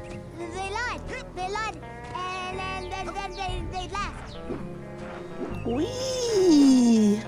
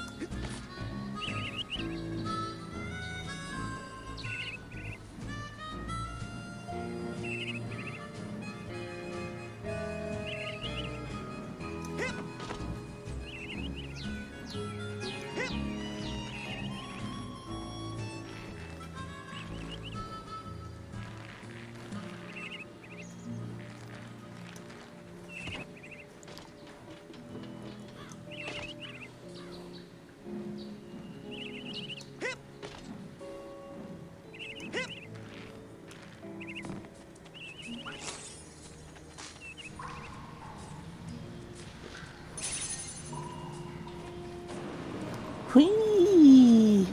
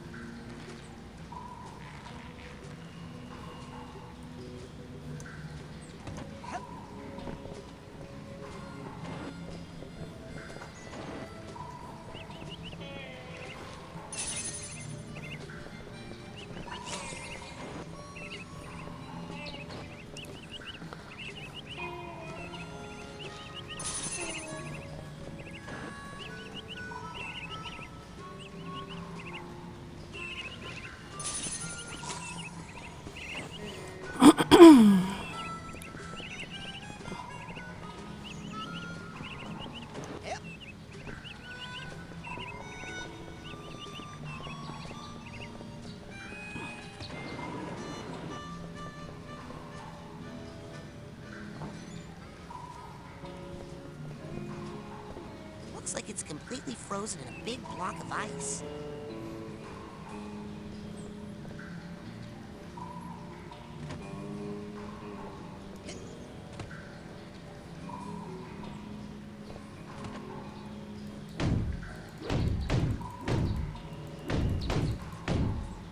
Hmm?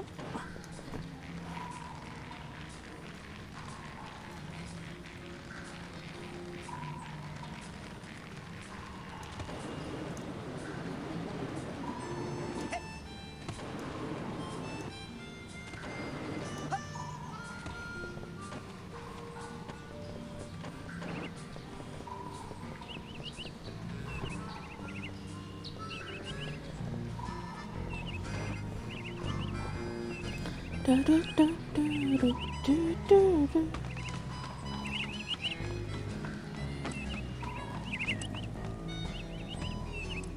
Okay. Back here, okay.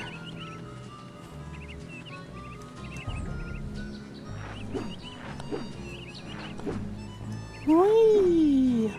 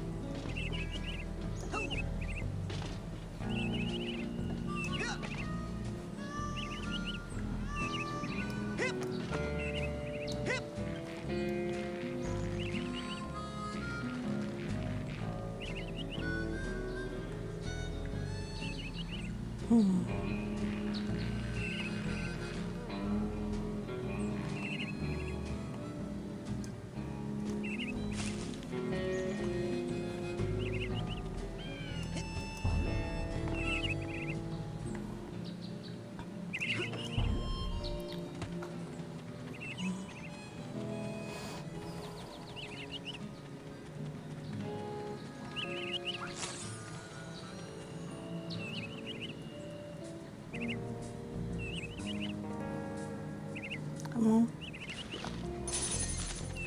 So, you dating Elk? Shoot, I wreck. Hey! Come on, Jim.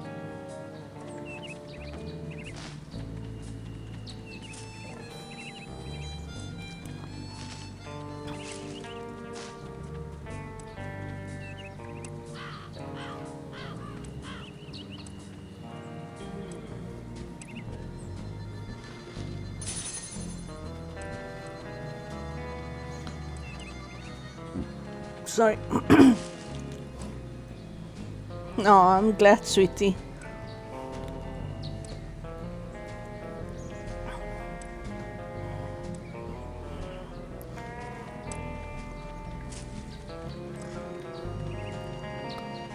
Oh, that has got to be the worst band name I have ever heard in the history of all time, ever. And by worst, did you possibly mean the best? Because that's what I was thinking. No, I meant worst, as in I can't even believe we're friends, it's so bad. Look deeply into your heart, Phoebe. And I think you'll find that even you believe the Levitators is pretty much the dopest name a band could ever have. The Levitators? Are we some sort of cover band that only plays graduation ceremonies for motivational seminars? I've been practicing, and I think I could levitate us both during our gigs. For real now. No way! Last year you dropped me and I broke my drums. Hey, at least those got fixed. The Whispering Rockers. Oh, what? That's my band name idea. Why aren't you guys in Coach Oleander's class? Are you kidding? I heard it was... Well, I heard... Yeah. You'd better hurry. Look, you know when I have a good solo going, sometimes things get hot. I can't help it. And it seemed like part of the show if we named the band the right thing. You know that cabin is a... Duh. That kind of... Excuse... Hey, how's everybody tonight? You feeling itchy? I said you feeling itchy?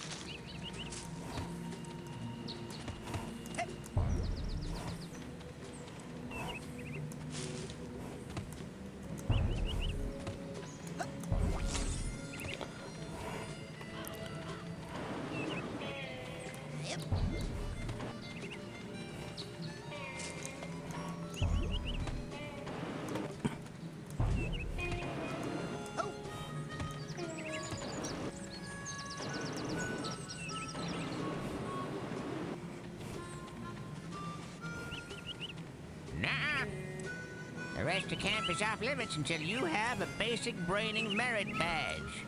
Now get!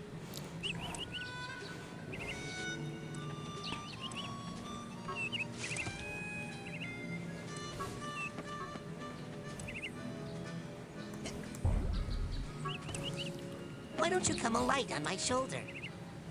Jerk. You, new boy. Seen bear lurking in woods? Nope. Positive. Giant, hairless bear? Nope. In Russia, bears much smaller. Also more hair. Less lurking. Always eager to wrestle. This one, hide and run. I'll let you know if I see anything. Cannot lurk forever, bear. Okay. Curious.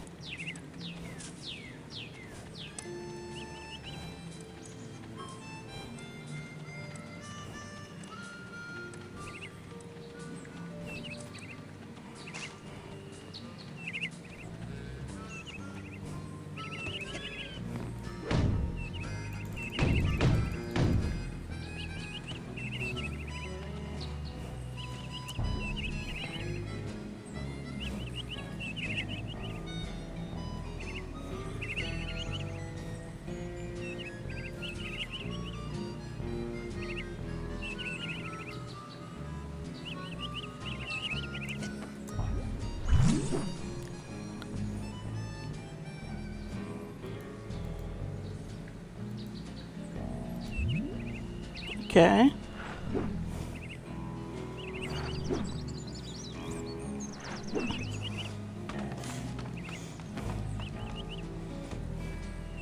No, no.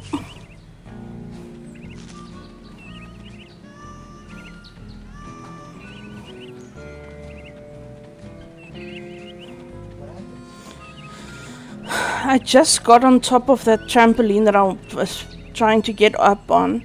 I don't know how I did it, because the moment I did it, like a message popped up, and then I accidentally fell off again. Now I have to get up on it again.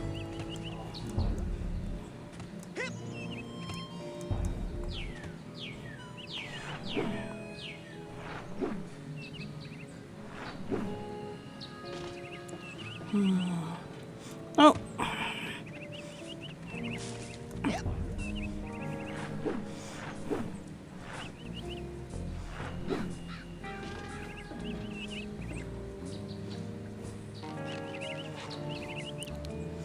Maybe this way? Oh, this way's easier. Okay. Oh. Oh, this arrowhead.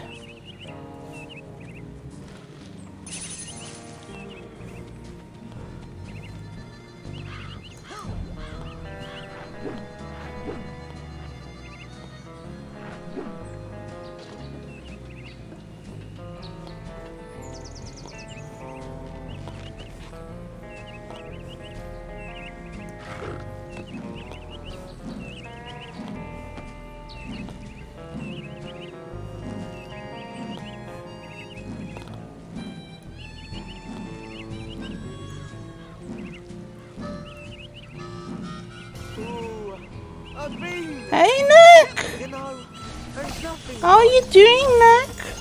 Will you stop going on about beans, Ron?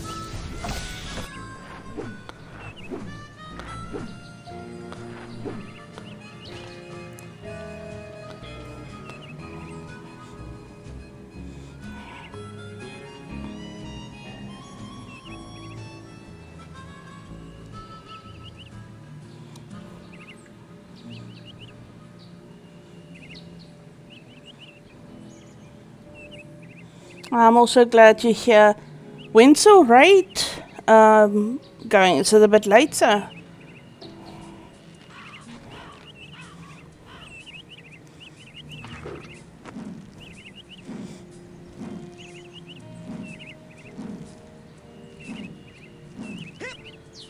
Come on. Let's try the other. Oh, there's another one I missed. Oh, thanks. Thanks, Nick. Yeah, I listened to my VOD last night. I could hear it's much clearer than the previous one. Here we go. Oh, again.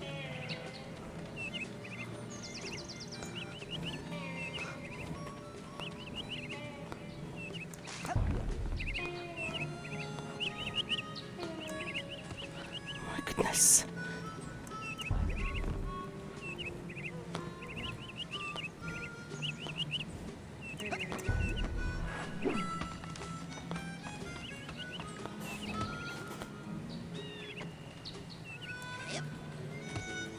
There we go. And you just found a sign marker. My raid times weren't so opposite to you two, lol. But always since we found I get to hear her live. I'm very lucky. Aww, you're too sweet, sweetie. Every time you find one of these, your Psi Cadet rank goes up. Rank up enough and you'll get a new Psi powers. Oh, cool.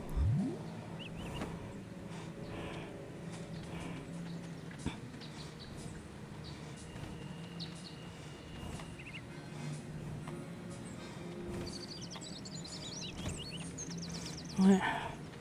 Cool.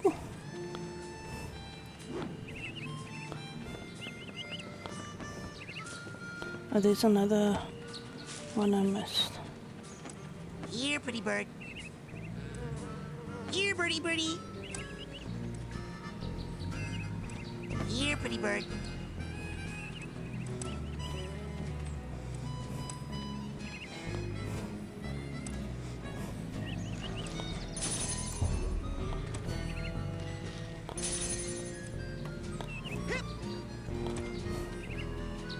Fire starters.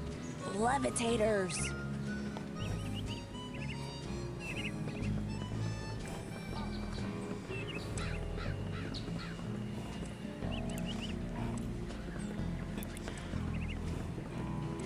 think I'm just gonna have some. Okay, yes, I know. Save.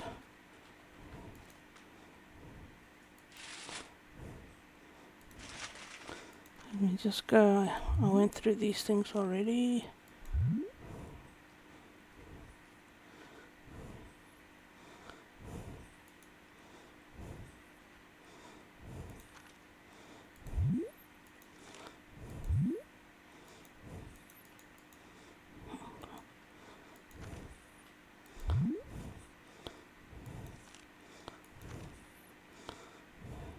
One, none after all.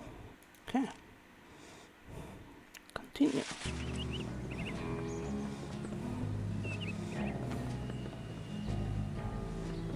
Hey, where you going, Maloof? Shh! I snuck out. That class is a death trap for crazy people. Listen, the coach is strong. At the start of class, he pulls you into his mind, and then there's nothing you can do about it. But once you're in, you can use these smelling salts to sneak out. Take mine. I don't need them anymore. I'm calling my parents to come get me before I get hurt. Too late! Bobby! Ah! Hey, kid! You owe me 5 arrowheads for this week's protection service. Cough it up, my loser. Or you'll be coughing up bloody tears. Hey, leave him alone. I heard a rumor you were raised in the circus. Well, let me put this in terms you'll understand. I'm the strong man around here. Really? Because you look more like the cotton candy. He's been popping Ready? by, Put this kid set but he on my misses lots of to-do people. Aww. Come on, we'll see him in class. I can understand that. We'll settle this I'm also on sad the that I miss a lot of like my favorite streamers because they stream during my work hours or like during sleeping hours.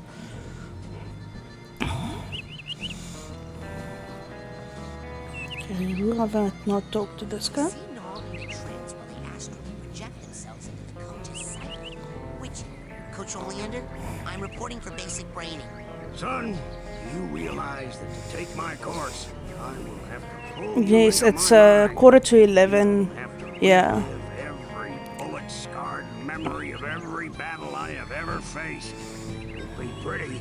Are you sure you wouldn't rather run around a bit more in the sunshine first? I'm ready, sir. Well then. No, please, no.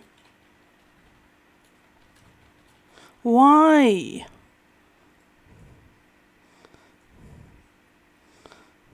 Did it crash at the same point? Yeah. Tell me what the point is, what happens?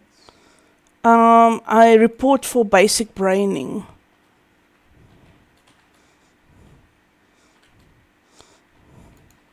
I'm gonna see if I can find. Wait, let me just. No, not this.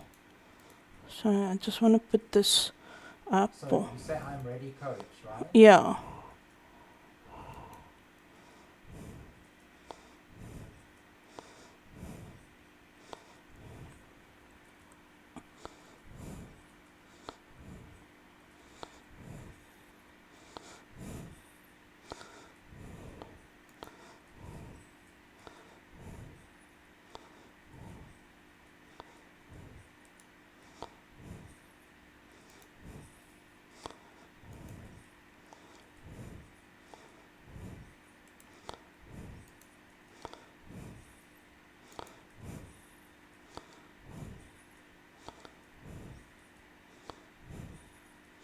Yeah, well, I found the application. I'll put it on the desktop now.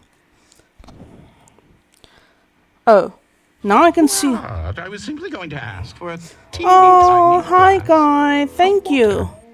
Now suddenly the application shows. Now I've got 2 applications. Okay.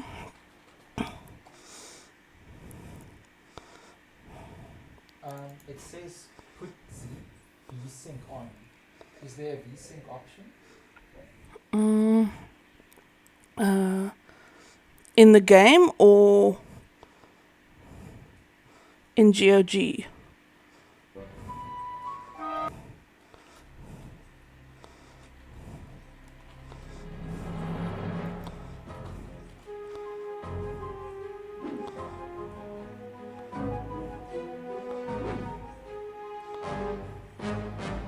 Because I usually say don't update the game, especially these old games, because there shouldn't be updates for them.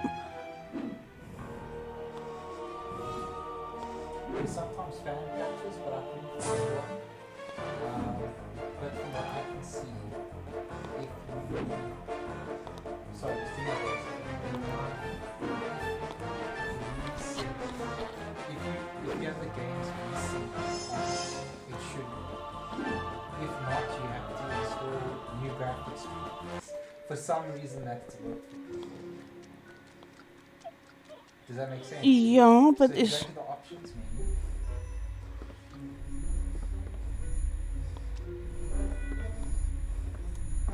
is there... Oh, you have to enter the game first, I'm guessing. Yeah. It looks very good, eh? I saved. Options. Graphics. These things tick though. That's what I don't get. It says here on the forums,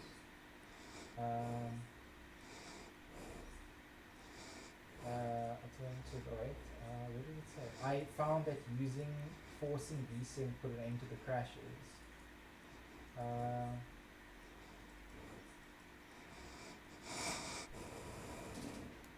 Running the compatibility mode for Windows 98. Okay. Try that. Oh. The kitties are all over me. Okay. Look at my screens to help your mom. Okay, so how do I troubleshoot compatibility? Run as administrator. Properties. That's on the game, right? Compatible. Compatibility and then Run this game for 98.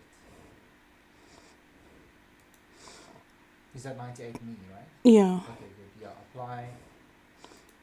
Okay. Okay, then play again. Should work now. If it doesn't, I'll look up some more stuff. Maybe there's like a fan patch somewhere. Okay.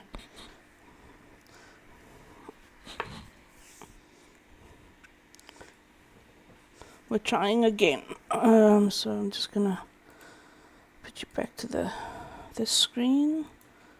Why is it not opening now?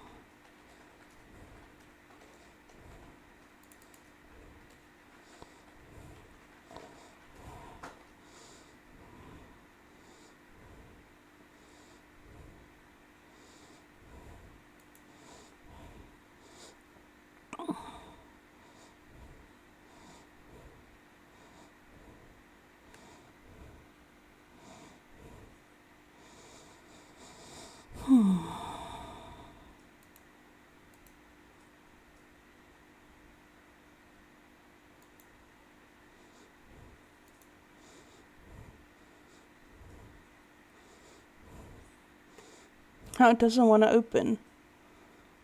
Doesn't want to open now. Yeah, I've Try clicked it. going to the exe in the game. Do you know, like, look for where the file opens, go into that file, run that in compatibility mode, then open that file. Does that make sense? Sorry. We'll get it working, so it's...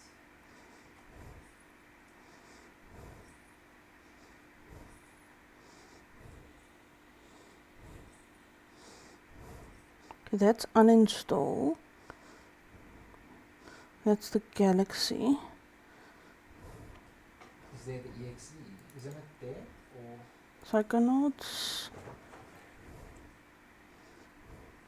Yeah, there, that one. This one. So properties. And then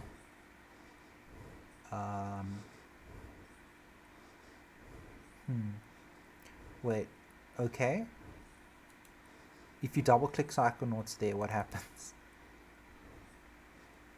Now it opens from here. Well, let's try this. If this doesn't work, we'll try making compatibility mode on that one, or the launch. I don't know what the launch one does, but we'll get it working.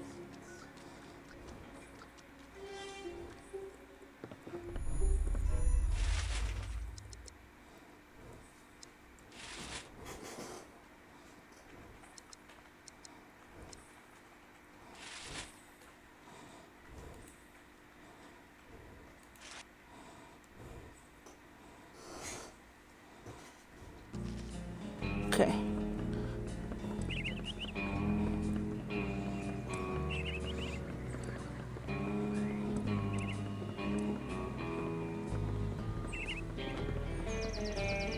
Hey, where you going? Shh, listen, but once you take my two head cut, hey, I heard Really? Benny, come on. Yeah.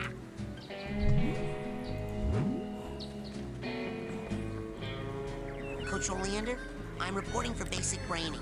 Son, you realize that to take my course, I will have to pull you into my mind. You will have to relive every bullet-scarred memory of every battle I have ever faced. It'll be pretty. Are you sure you wouldn't rather run around a bit more in the sunshine first? I'm ready, sir. Well then... Nope.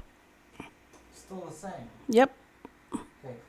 So if you put, okay, did you close the folder now? Yeah, because this is the actual application. This is why I could go to compatibility. Yeah. So you're gonna try it from there, but it doesn't launch from there anymore, right? I want to see now.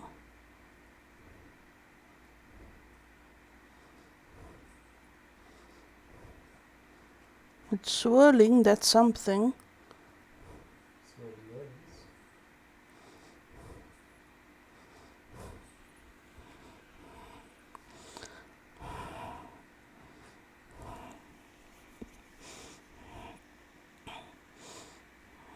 Because I'm just not in the mood to struggle with the game right now. I understand. It's late. It is late. You've done a good job streaming. I'm just sad because it's such a nice game. Do you want me to struggle tomorrow morning, sweets? Maybe, Like, no, yeah. I don't mind. While you're off stream, just doing a little bit of. Doesn't want to open. Yeah, or maybe just do a bit of, like, because I was planning to go until past. Okay. So I'm thinking maybe I'll just do some karaoke until then. Okay. Make some people's ears bleed. No, you're gonna make people happy. People like your karaoke. I like your karaoke. Is amateur EU or UE? Sorry? Amateur. EU, UE. AMATEU. Okay. Sorry, I made a mess at the end, but.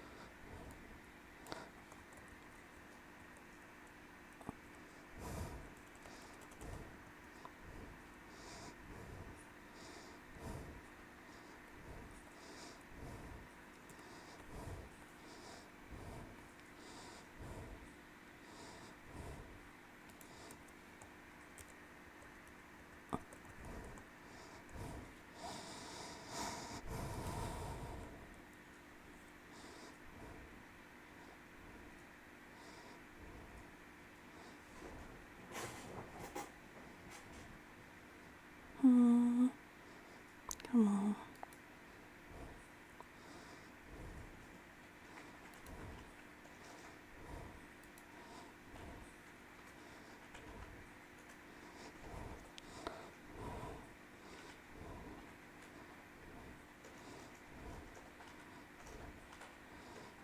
Well, I don't technically have to have a category, but let's just... No, can't do that. Okay, I'm gonna put this up and then just fix it in my...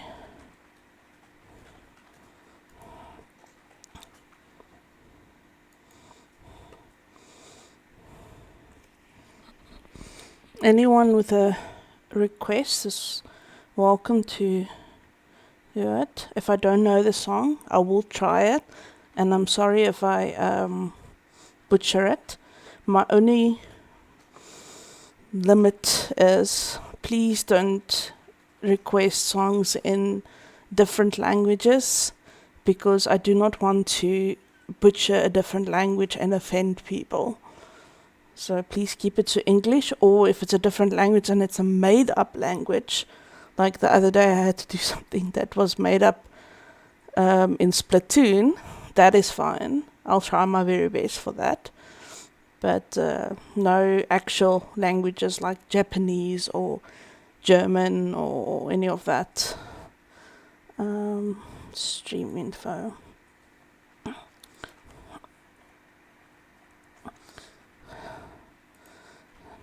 Done.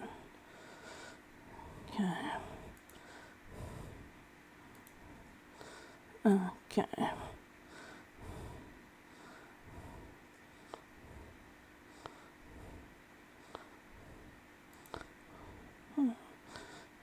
Okay, do I still have the image here? No.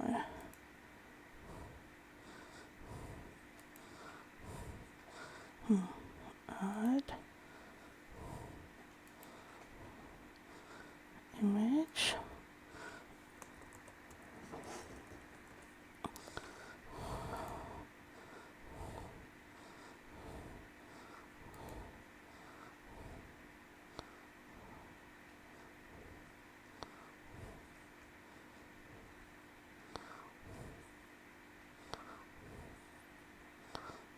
Oh, it's not this one. Pictures.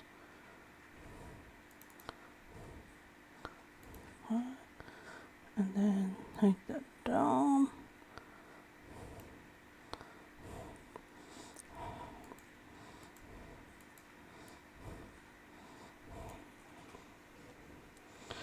You want me to sing Taking the Hobbits to Isengard?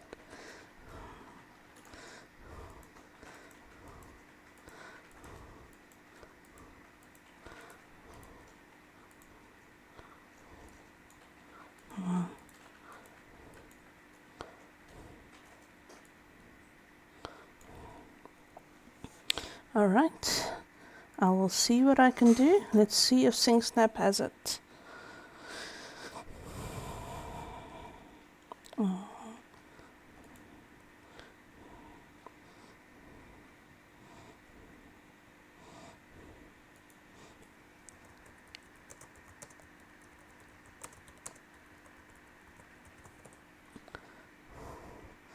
No, they don't have it. I can look up on YouTube though.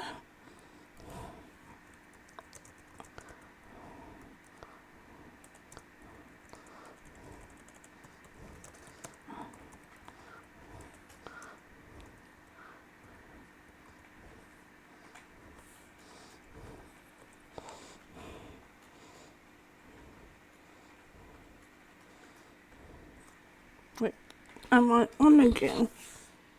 Yes, I am on. Okay. Let me just see here.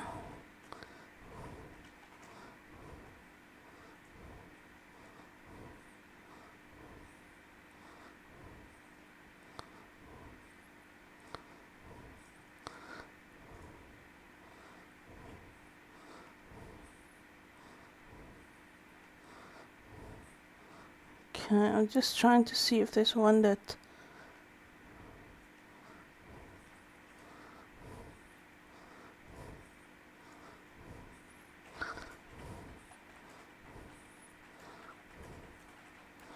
I don't know if this one has lyrics. I'll just see. I didn't hear the being redeemed though. Strange.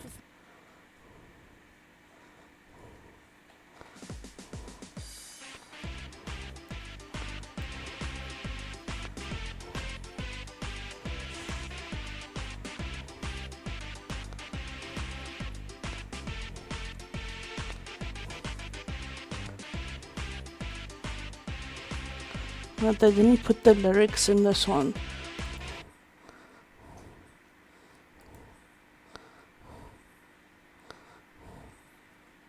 Yeah, yes.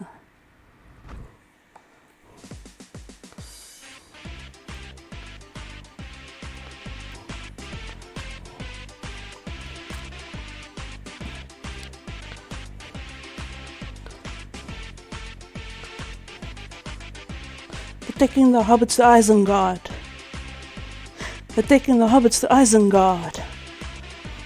They're taking the hobbits to Isengard. They're taking the hobbits to Isengard. They're taking the hobbits to Isengard. They're taking the hobbits to Isengard.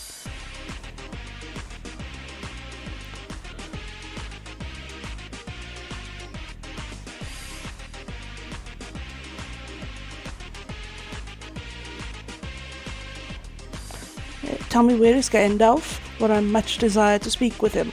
Tell me, where is Gandalf? For I much desire to speak with him. Balrog of Morgoth. What did you say? Balrog of Morgoth. What did they say? Taking hobbits to Isengard. Stupid fat hobbit. They're taking the hobbits to Isengard. Stupid fat hobbit. Taking the hobbits to Isengard. They're taking the hobbits to Isengard. They're taking the hobbits to Isengard. Stupid fat hobbit.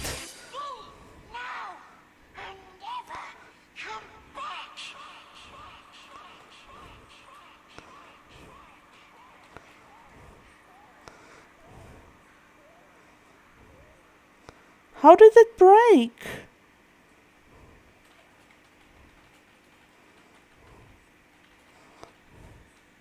Okay, let me just see. Chat.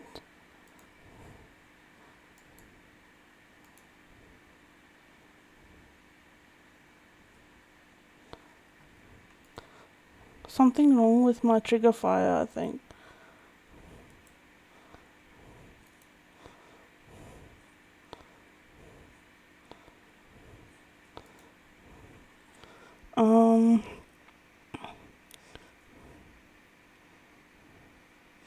Yeah, I mean, I'm also redeeming stuff.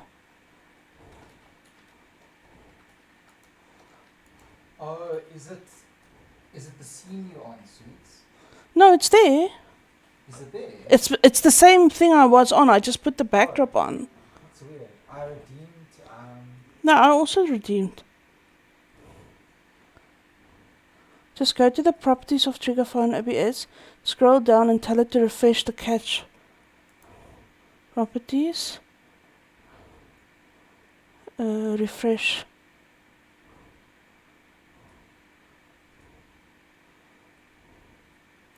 Okay, I said that twice. I'm gonna try again.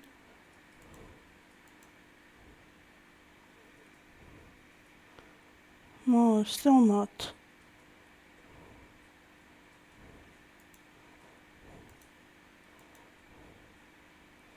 There we go.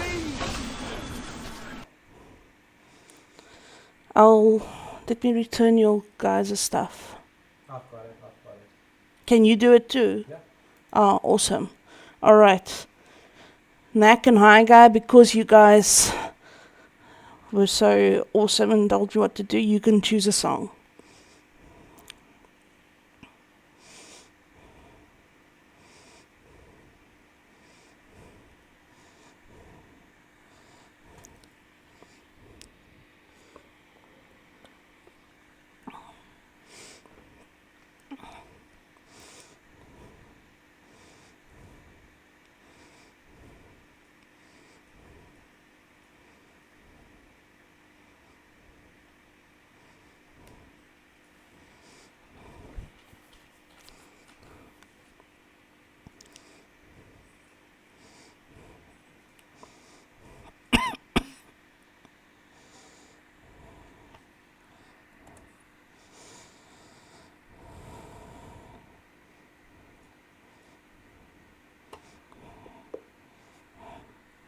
Ooh, a bean! You know, There's nothing quite like a bean. Stop going on about beans, Ronald.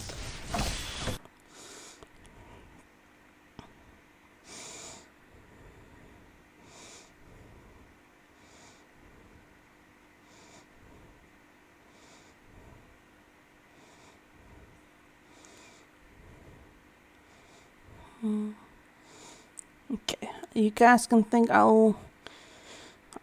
unless you say something before I choose a song, I'm gonna search for something.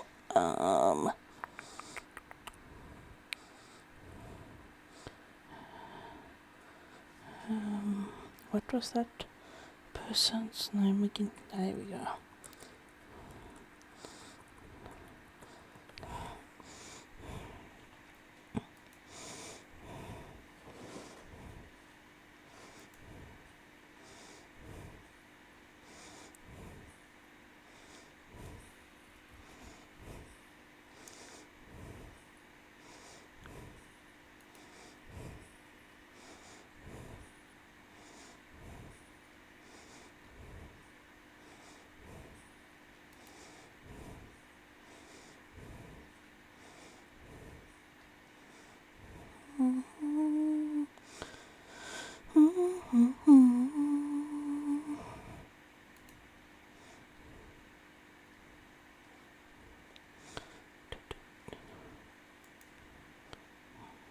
it chose the right one now. My mouse is a bit weird. I don't know why I keep choosing country songs. Metallic hates it, and I don't have a voice for it. But here goes.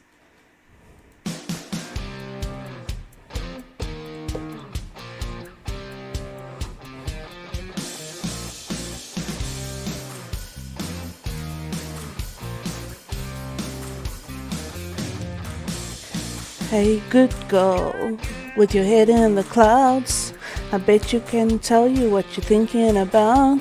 You see a good boy, gonna give you the world, but he's gonna leave you crying with your head in the dirt. His lips are like dripping honey, he'll sting you like a bee. So lock up all your loving and throw away the key. Hey, good girl, get out while you can. I know you think you got the good man. Why you gotta be so blind? Won't you open up your eyes? Just a matter of time till you find it's no good, girl, no good for you. No good thing. I'd buy shoes and go and go. Better listen to me slow, low, low. Hey, good girl, you got a heart of gold. You want a white wedding and a hand you can hold, just like you should go, like every good girl does. Want a fairy tale ending, somebody to love. But he's really good, like blind girl, he'll leave you in the dust. Cause he says forever, well that didn't mean much. You good girl, so good for him. Better back away, honey, you don't know where he's been. Why you gotta be so blind? Won't you open up your eyes? Just a matter of time till you find he's no good, girl, no good for you. You better get on getting on your goodbye shoes and go, go, go. Yeah, he's low. Yeah.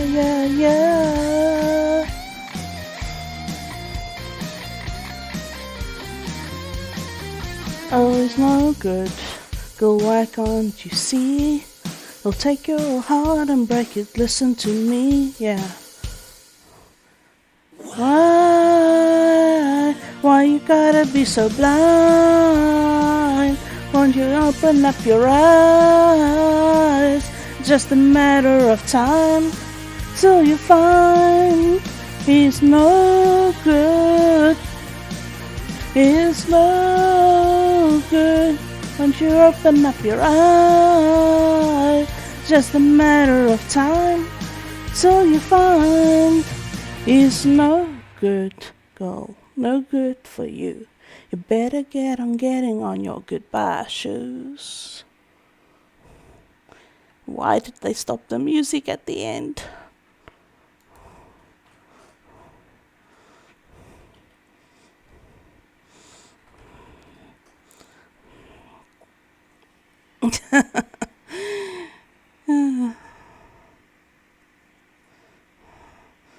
But okay.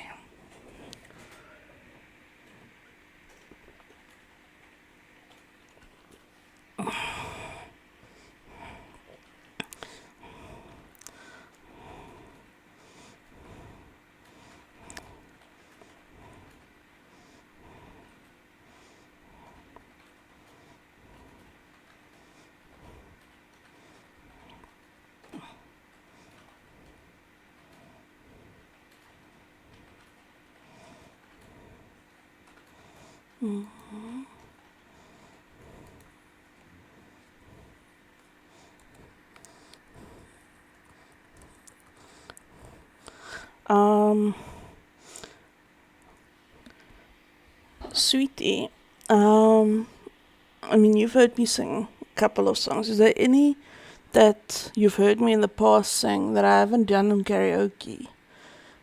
Yeah, that you think it was good.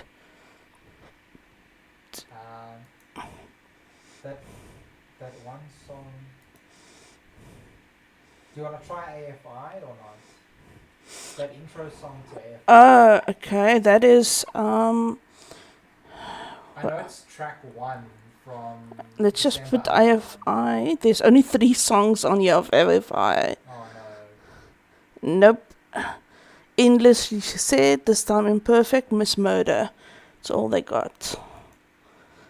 The one is from their first album. It's a punk song. The other 2 are emo songs. Yeah. No, it's something like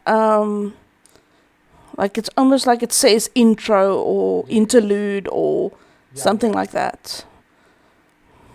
Yes. Ooh, I know what I want to try. It's a bit of a it's a better. No, I saw something. I don't know which one is the original artist of this. Let me see. Let me just see. Alana Miles. Okay, so it is this one. Oh no, I don't want to do that. Oh, come on. We sang this at varsity as part of a synchronized singing and dancing competition as a big group or castle.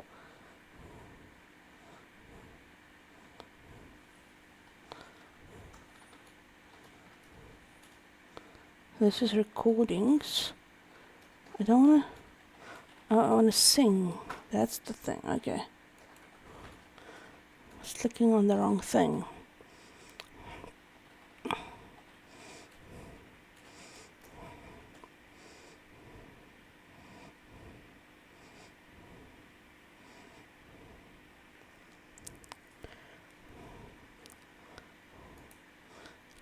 Okay.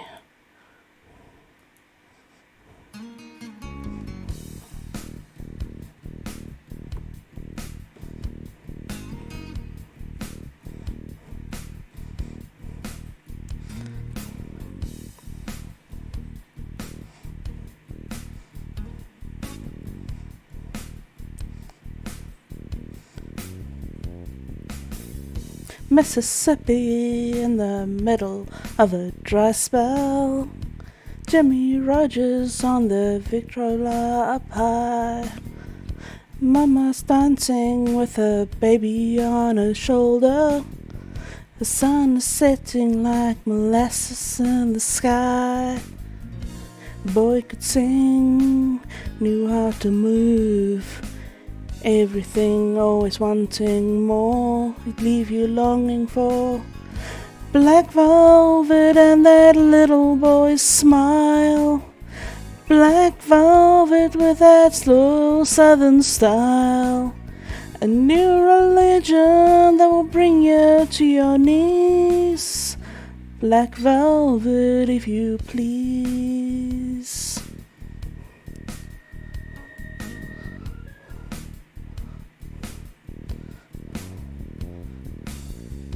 Up in Memphis, music's like a heat wave.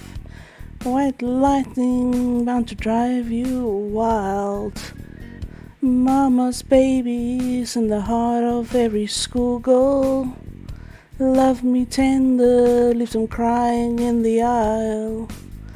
The way he moved, it was a sin.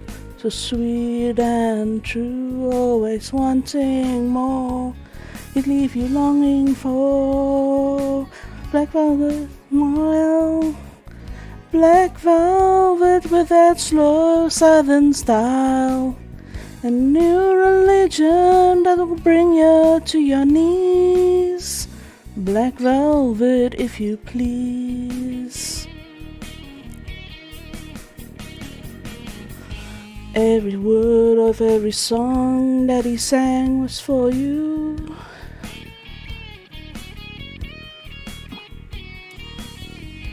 In a flash he was gone, It happened so soon. What could you do?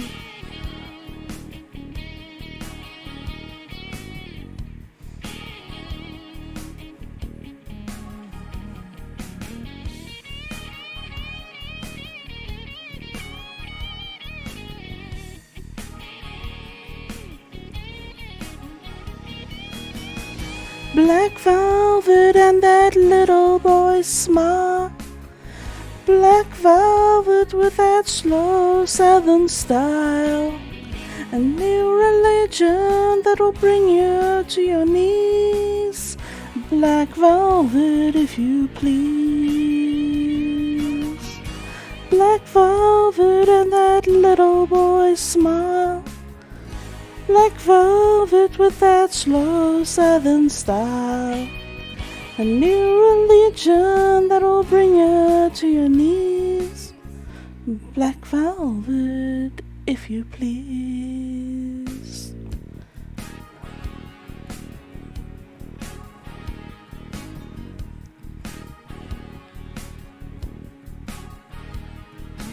If you please.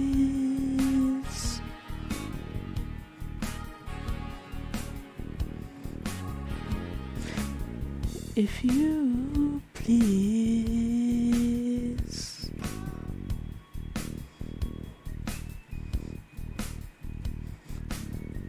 If you please.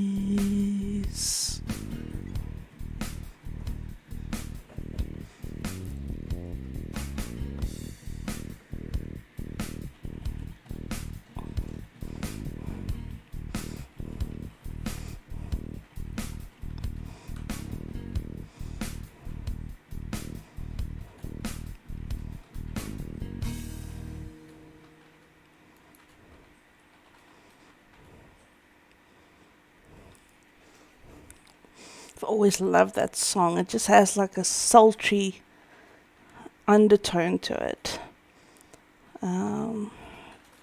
Give me a band, sweetie.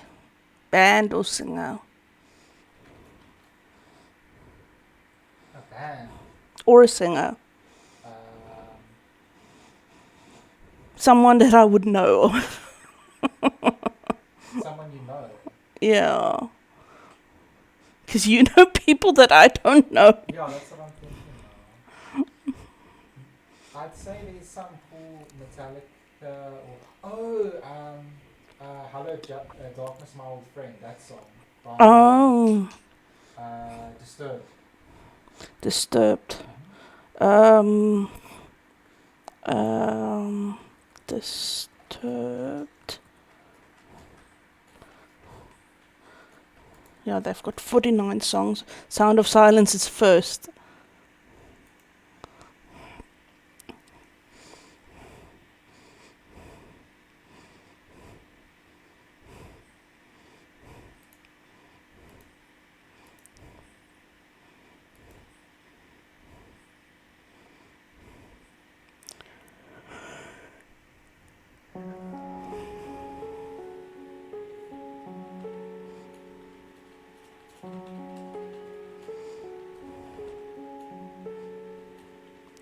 Hello, darkness, my old friend. I've come to talk to you again. Because a vision softly creeping left his seat while we are sleeping. And the vision that was planted in my brain still remains within the sound of silence. In restless dreams I walk alone, narrow streets of cobblestone, 'neath the halo of a street lamp.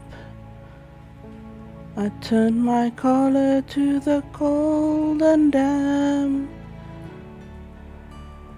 when my eyes were stabbed by the flash of a neon light that split the night and touched the sound of silence. And in the naked light I saw 10,000 people, maybe more. People talking without speaking. People hearing without listening. People writing songs that voices never share. And no one dared disturb the sound of silence. Fools, I said I, you do not know. Silence like a cancer grows. Hear my words that I might teach you. Take my arms that I might reach you. But my words, like silent raindrops, fell in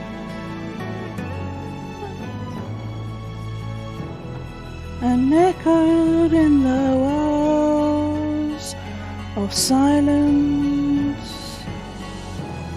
And people bowed and prayed to the neon god they made.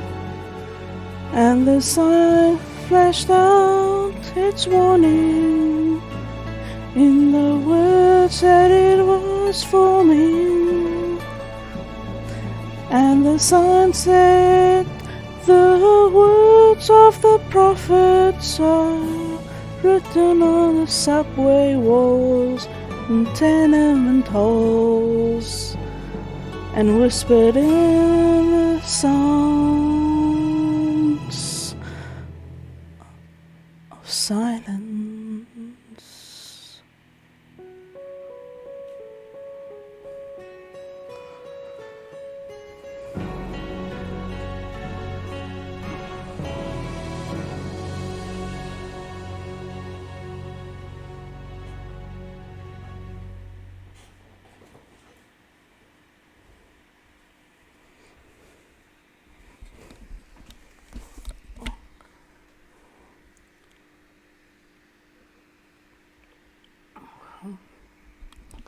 I've always loved this song, like the Simon and Garfunkel version and this by Disturbed, but I've actually never looked up the lyrics. It's such a beautiful song. Oh my goodness. I want to see something. No, they only have 8 songs.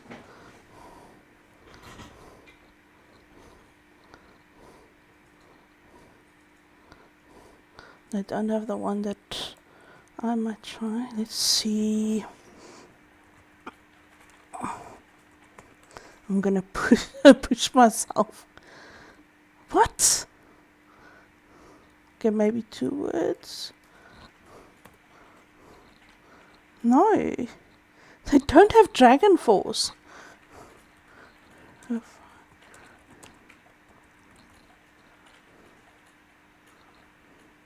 But they do have Through Fire and Flames, so I don't understand.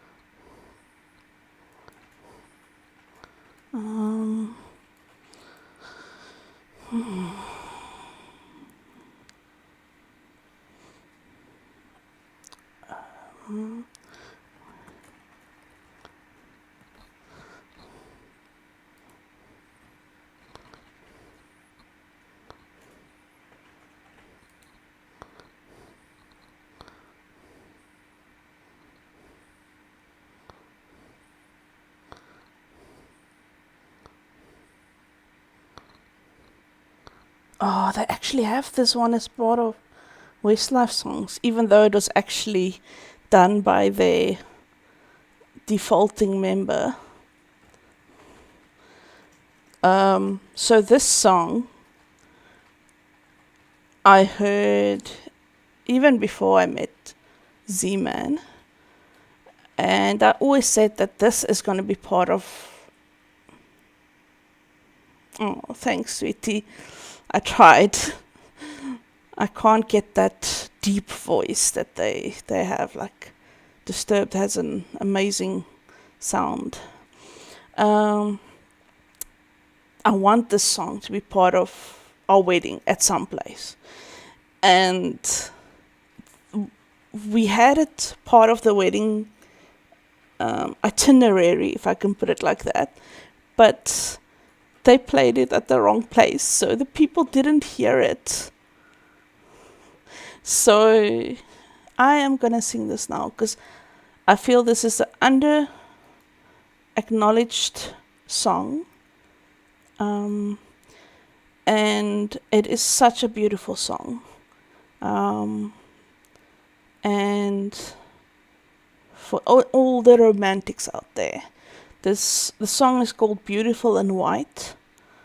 It is actually sung by Sean... What is his name? Let me just check here in my music stuff. Artist. Sean Filan. He was the artist who broke away from Westlife, but they still put it as a song under Westlife, so it's very strange. But yeah, here we go.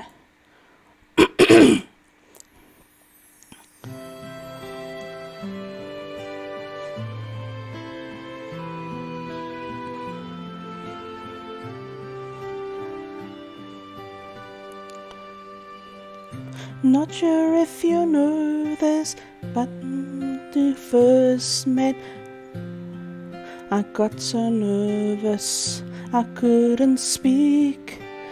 In that very moment, I found the one, and my life had found its missing piece.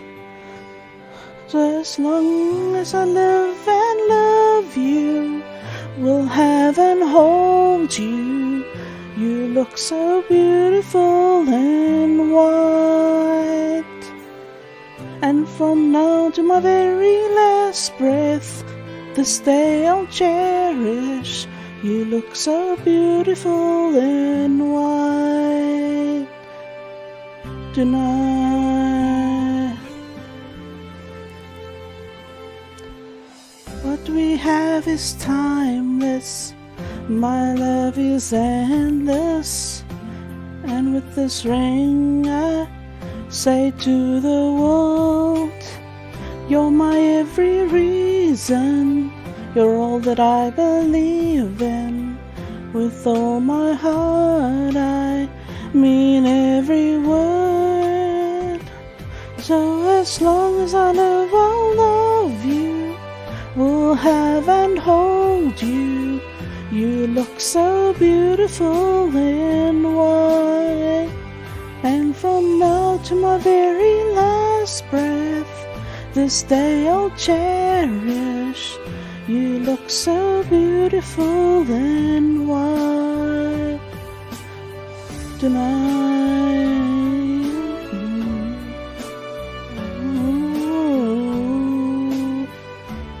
So beautiful in white.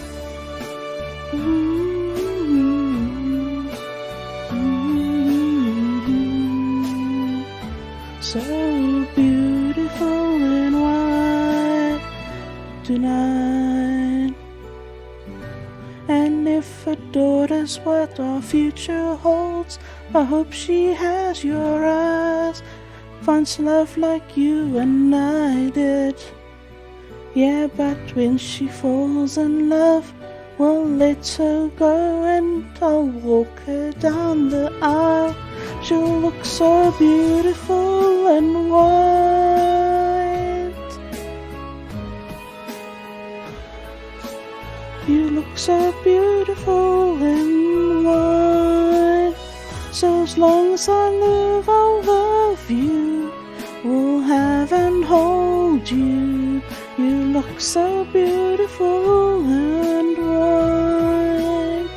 From now to my very last breath, this day I'll cherish.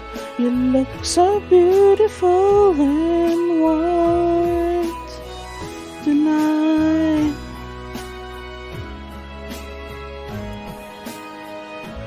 You look so beautiful in white tonight.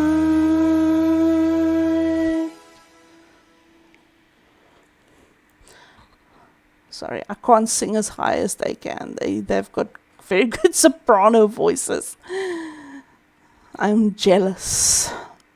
I'm actually looking for a different song of them, and then I saw that song.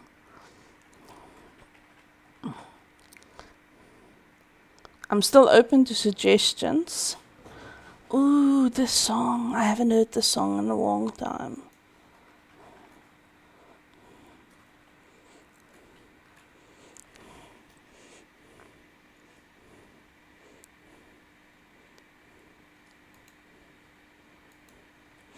Are you okay, sweetie?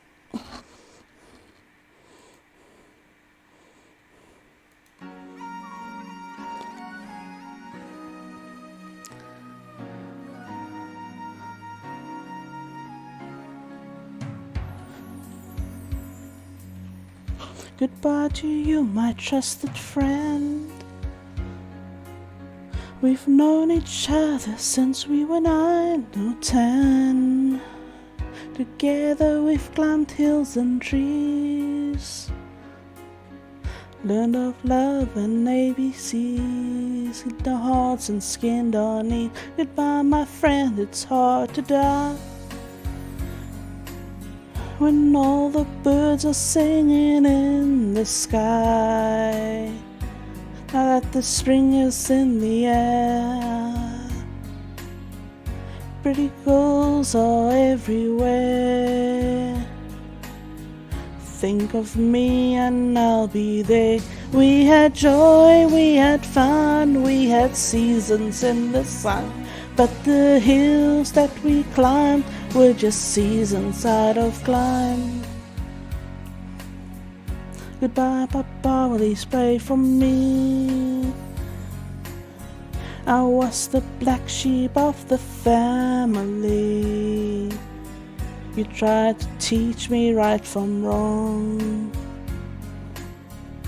Too much wine and too much song, wonder how I got along. Goodbye, Papa, it's hard to die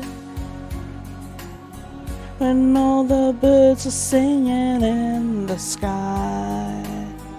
Now that the spring is in the air, little children everywhere. When you see them, I'll be there. We had joy, we had fun, we had seasons in the sun. But the wine and the song, like the seasons, have all gone. We had joy, we had fun, we had seasons in the sun. But the wine and the song, like the seasons, have all gone. Yeah, yeah, yeah. Goodbye, Michelle, my little one. You gave me love and helped me find the sun. Every time that I was down, you would always come around and get my feet back on the ground. Goodbye, Michelle, it's hard to die when all the birds are singing in the sky. Now that spring is in the air, with flowers everywhere, I wish that we could both be there. We had joy, we had fun, we had seasons in the sun. But the hills that we climbed were just seasons out of time. We had joy, we had fun, we had seasons in the sun. But the wine and the song were just seasons have all gone. Joy, we had fun, we had seasons in the sun. But the wine and the song, like the seasons have all gone. We had joy, we had fun, in the seasons and the sun. But the wine and the song, like the seasons have all gone. Joy, we had fun, we had seasons in the sun. But the wine and the song, like the seasons have all gone.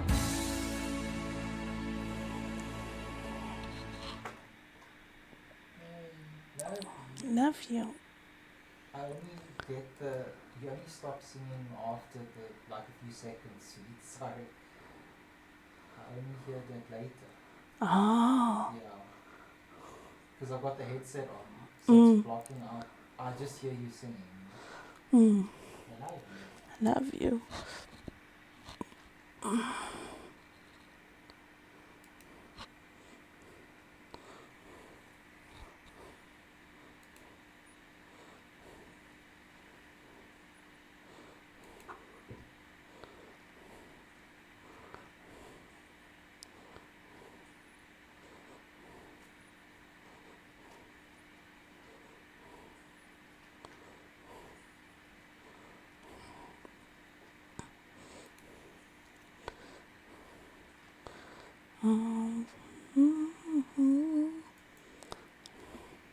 I want to actually see.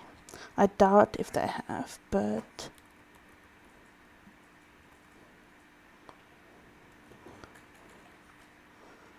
no. Okay.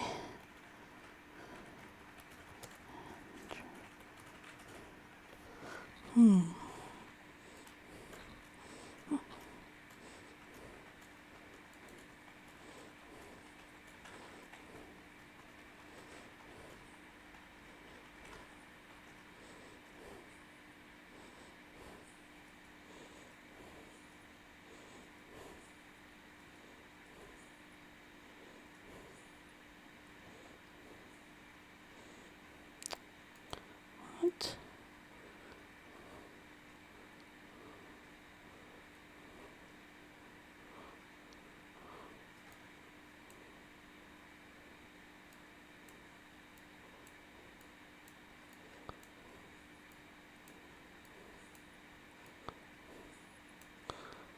No, it's not the one I was thinking of.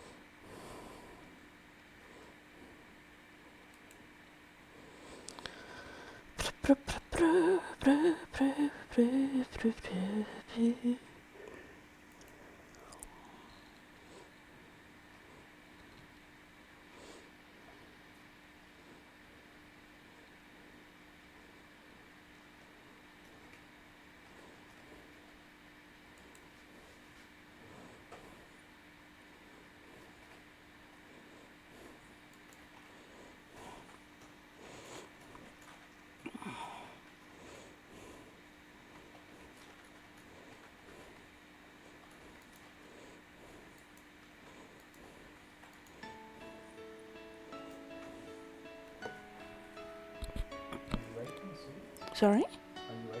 I was just looking for a song. Baby, we can talk all night, but that ain't getting us nowhere. I told you everything I possibly can. There's nothing left inside of here. And maybe you can cry all night, but that'll never change the way that I feel.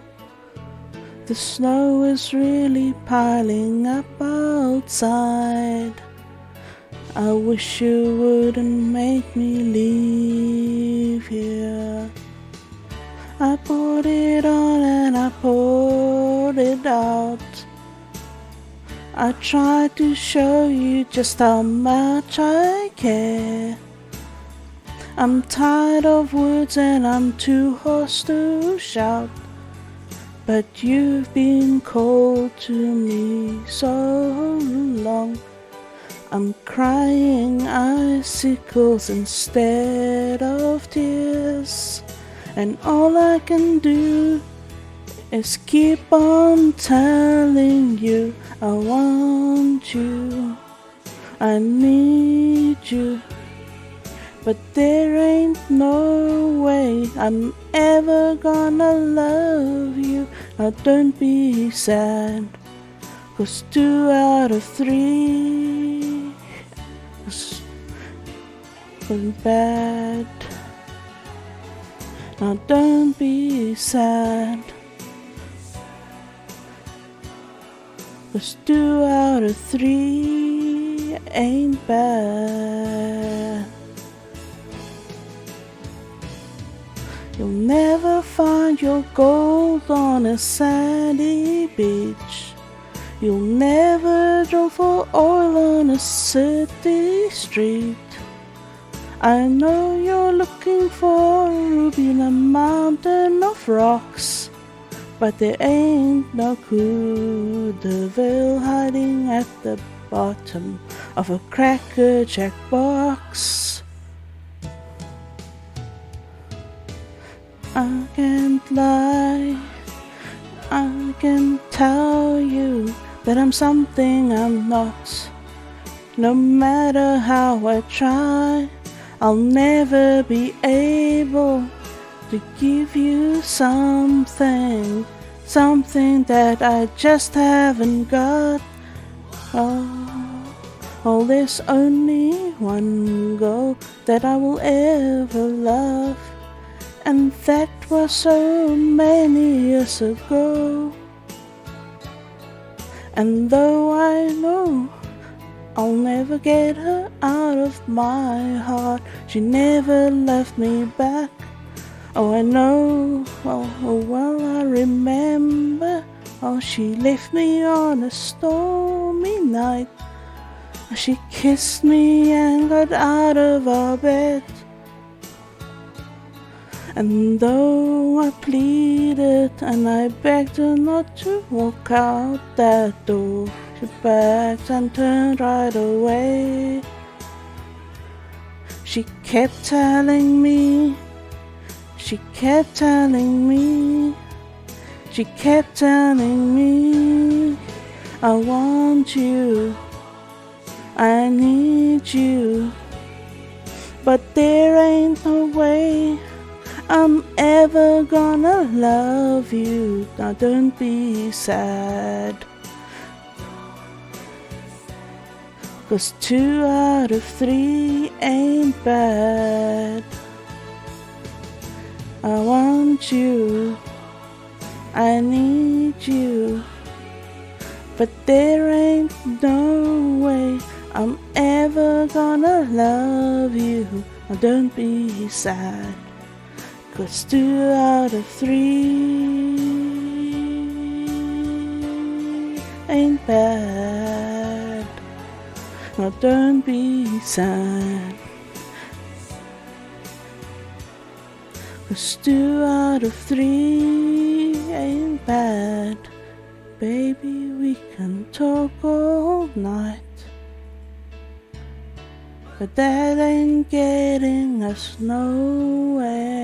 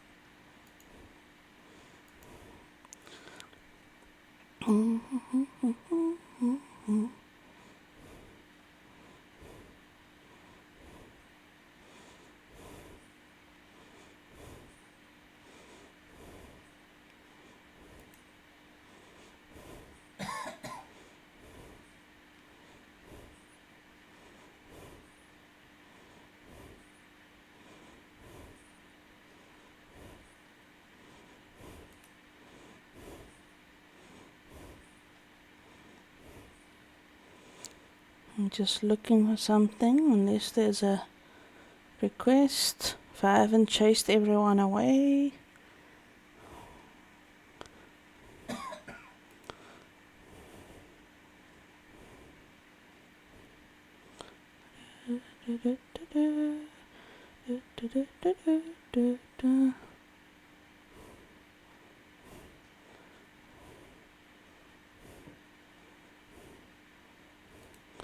Where's the...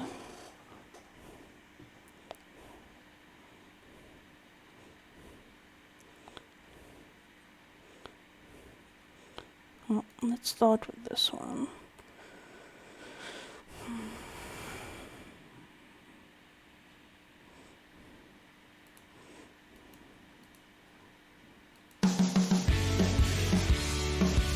Oh, oh, oh, oh, oh, oh. Seems like just yesterday you were a part of me. I used to stand so tall, I used to be so strong. Your arms around me tight, everything felt so right. Unbreakable, like nothing could go wrong. Now I can't breathe, now I can't sleep. I'm barely hanging on. Here I am once again. I'm torn into pieces, can't deny it, can't pretend. I just thought you were the one, broken up deep inside. But you won't get to see the tears I cry behind these hazel eyes. I told you everything, opened up and let you in. You made me feel alright for once in my life. Now all that's left of me is what I pretend to be. So together but so broken up inside. I can't breathe, no I can't sleep. I'm barely hanging on. Here I am once again. I'm torn into pieces, can't deny it, can't pretend. I thought you were the one, broken up deep inside. But you won't get to see the tears I cry behind these hazel eyes. Swallow me and spit me out. For hating you I blame myself. Seeing you it kills me now. I don't cry on the outside anymore.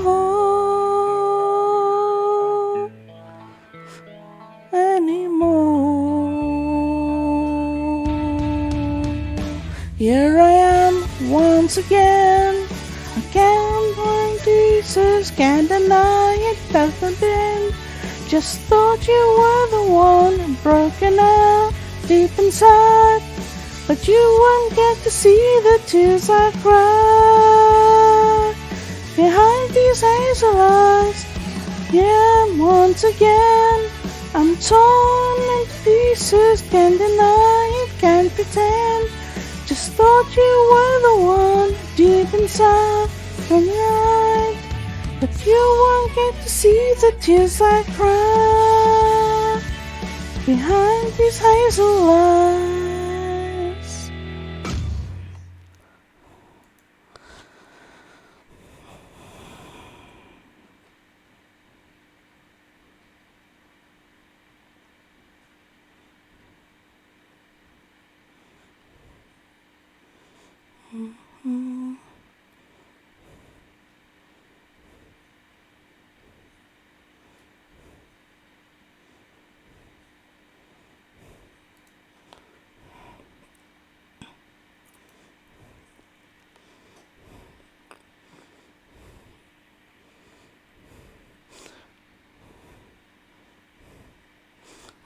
Sweetie.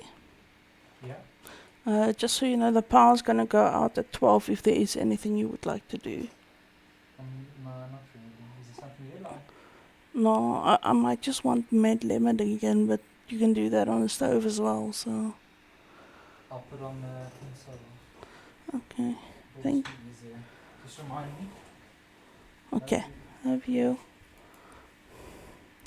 Our lovely electricity systems.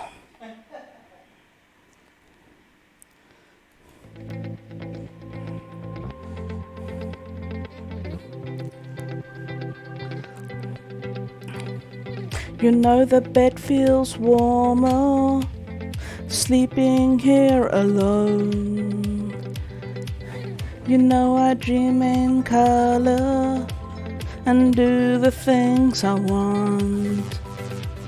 You think you got the best of me, you think you had the last laugh, but you think that everything good is gone. Think you left me broken down, think you left me running back. Maybe you don't know me 'cause you're dead wrong. What doesn't kill you makes you stronger. Stand a little taller. Doesn't mean I'm lonely when I'm alone. What doesn't kill you makes a fighter. Footsteps even lighter. Doesn't mean I'm over 'cause you're gone. What doesn't kill you makes you stronger, stronger.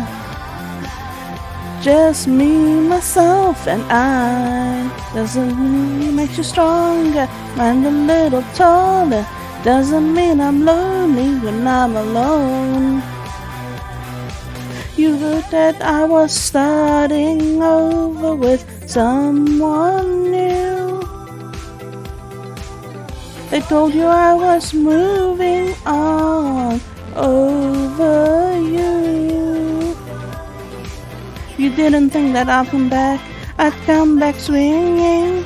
You tried to break me, but you see, what doesn't kill you makes you stronger. Stand a little taller. Doesn't mean I'm lonely when I'm alone. What doesn't kill you makes a fighter. Footsteps even lighter. Doesn't mean I'm over, 'cause you're gone. What doesn't kill you makes you stronger, stronger, stronger. Just me, myself, and I. What doesn't kill you makes you stronger. Stand a little taller. Doesn't mean I'm lonely when I'm alone. Thanks to you I got a new thing started. Thanks to you I'm not the broken hearted. Thanks to you I'm finally thinking about me. You know in the end the day that you left was just my beginning. In the end, what doesn't kill you makes you stronger. Stand a little taller. Doesn't mean I'm lonely when I'm alone. What doesn't kill you makes a fighter. Footsteps even lighter. Doesn't mean I'm over, 'cause you're gone. What doesn't kill you makes you stronger, stronger. Just me, myself, and I. What doesn't kill you makes you stronger. Stand a little taller. Doesn't mean I'm lonely when I'm alone. Doesn't kill you makes you stronger, stronger. Just me, myself, and I. What doesn't kill you makes you stronger. Stand a little taller. Doesn't mean I'm lonely when I'm alone. I'm not alone.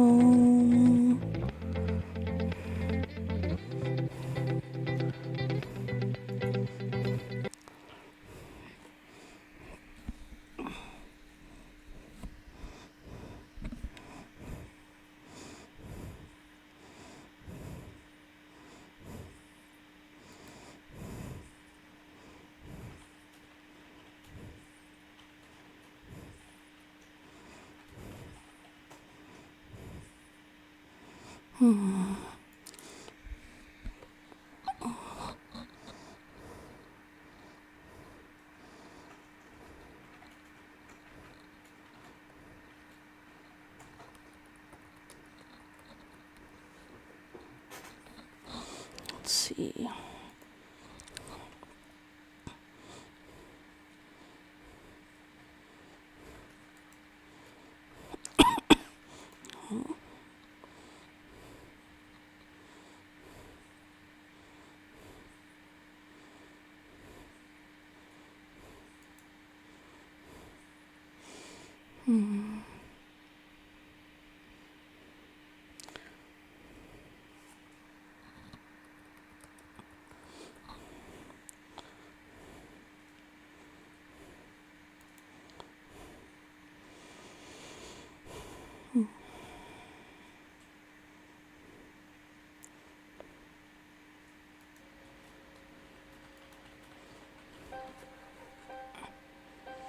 Some say love, it is a river that drowns.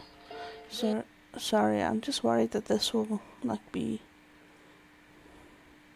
a problem because they sing with me. I don't.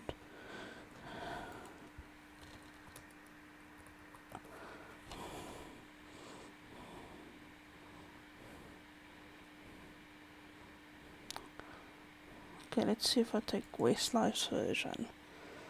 They also sing with.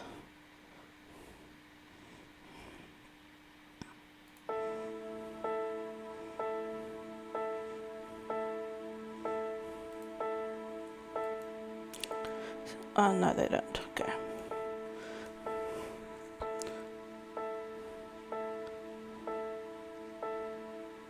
Some say love, it is a river that drowns the tender reed. Some say love, it is a razor that leaves your soul to bleed. Some say love, it is a hunger, an endless aching need. I say love, it is a flower, and you, it's only seed.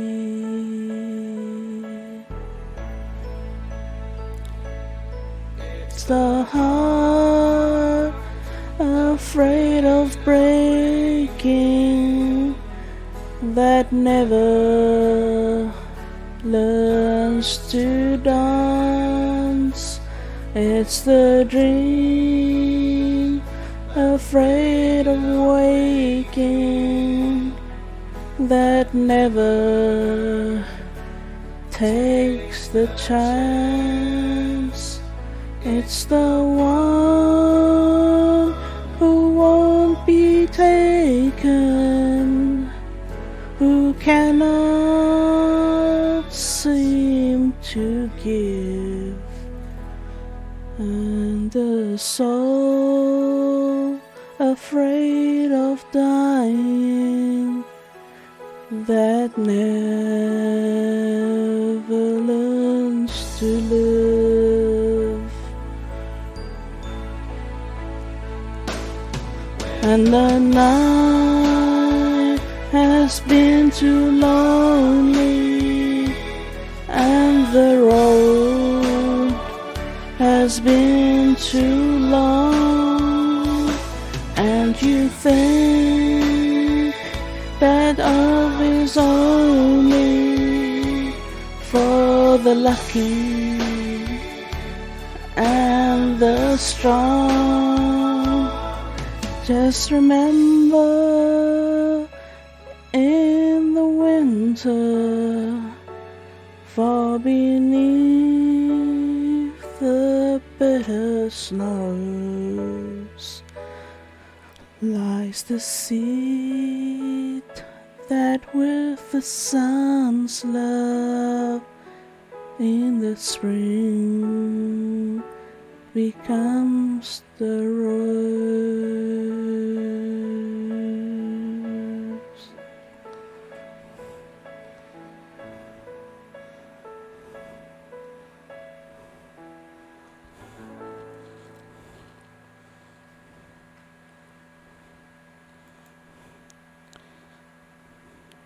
Okay, I'm gonna do one more, then I think I have to go to bed. Well, raid out and then go to bed. Let's do an upbeat one.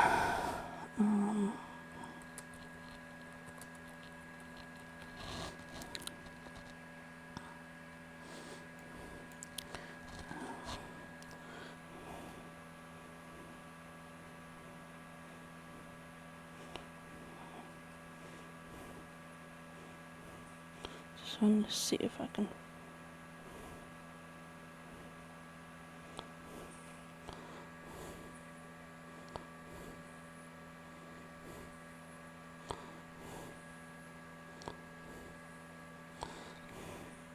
Let's see.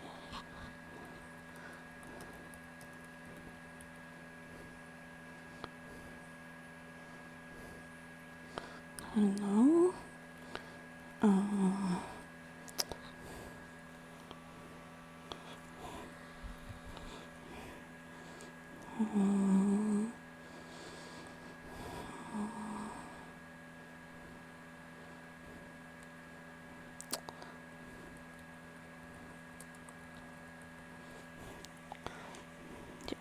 Okay.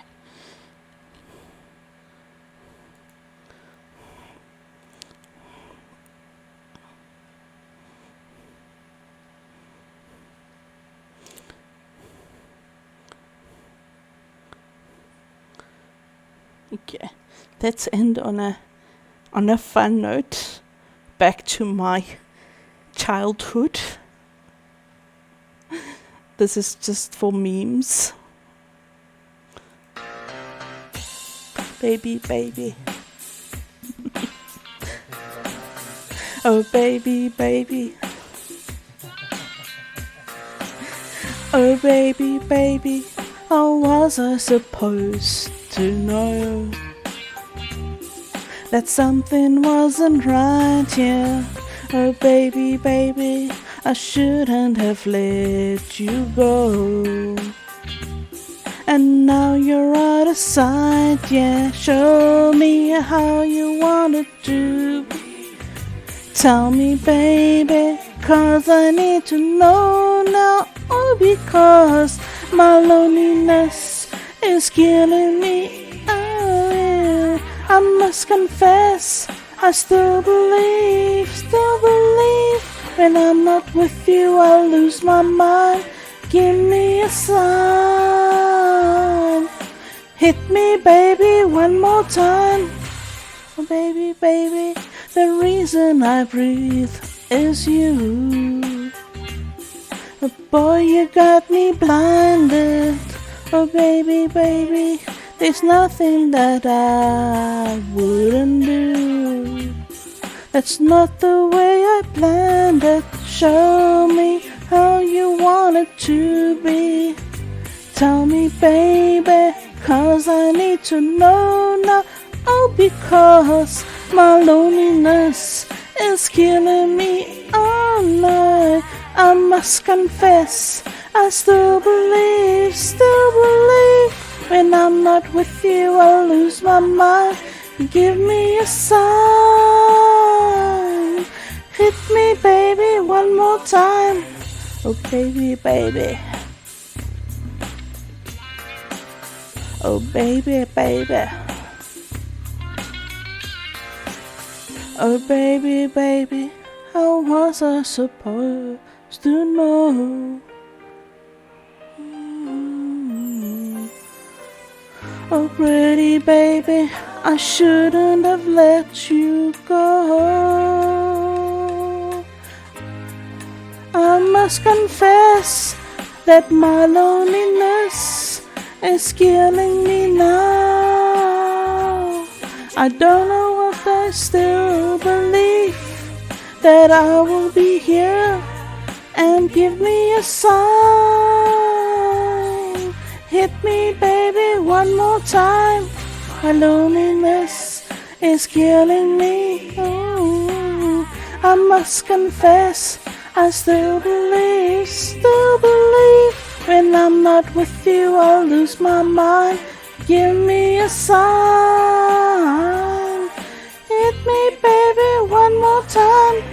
My loneliness is killing me. Ooh, I must confess, I still believe. When I'm not with you, I lose my mind.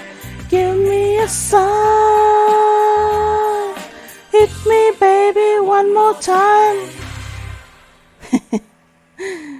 Yeah, this song was so popular. Like, we could sing the whole song without, like, the song playing. We knew the lyrics by heart. This was the song. Alright. So let's see what we can rate to.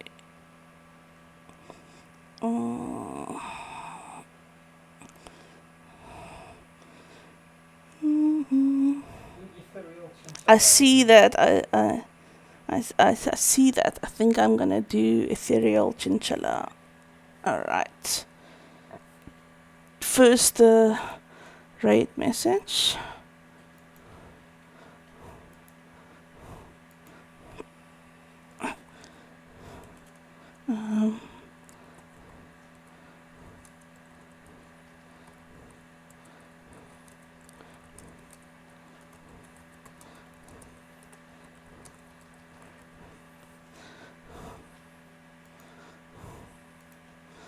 And then raid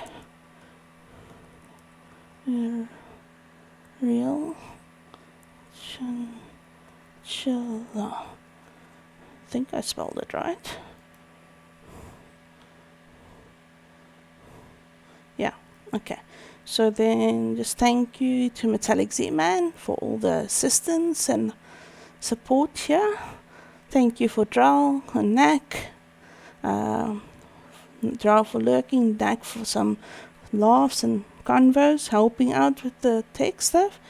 Otala, Olivia, Alicidra, Elaine Gathering, Amelia DP, Anastasia, and another TV viewer, Blue Tomato, Drapstat, Katracina, Kata, Lord Cusero, Lurks, Valentina Alcaraz, Violet's TV. Thank you all for being with me in the stream and staying with me in the stream, even though I was doing karaoke for the past hour. It was fun having you here. Please go show Ethereal Chinchilla some love now and enjoy what you're going to do after this. If you have to sleep, if you have to go to work, or whatever you're going to do, stay safe, stay beautiful, and I will see you on the next one. And bye-bye.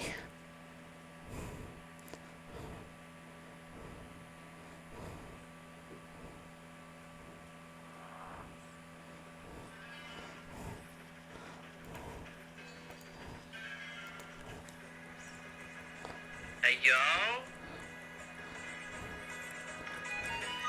The Love Pup Sprites have come to dance on your stream. Hi, Metallic. Hi, Love Pup. How are you guys doing?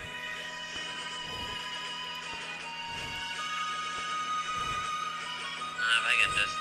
There we go. How was your stream? What were you playing?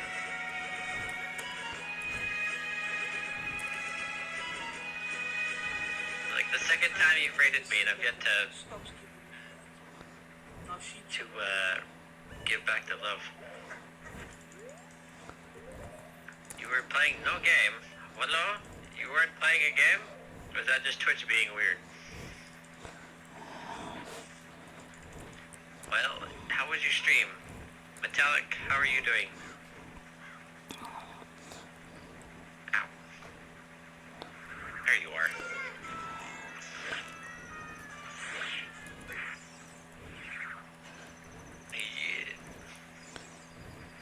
I need the ghosts on the,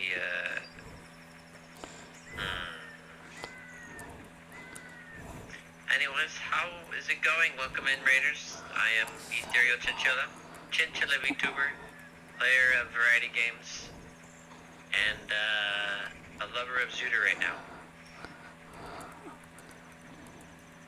But, stream is good, variety of games, visual novels, psychonauts. I kept glitching, karaoke for the past hour. Ooh, nice. Did you sing the songs you love, or were you just letting people vote on what songs to play. Hey, where'd it go? Twitch is accurate. It was beautiful singing. Doing well, thanks for asking. Yeah! Well, you are welcome. How am I doing? I'm doing okay. Jaw's a little swollen, but that's because of surgery. So far, nothing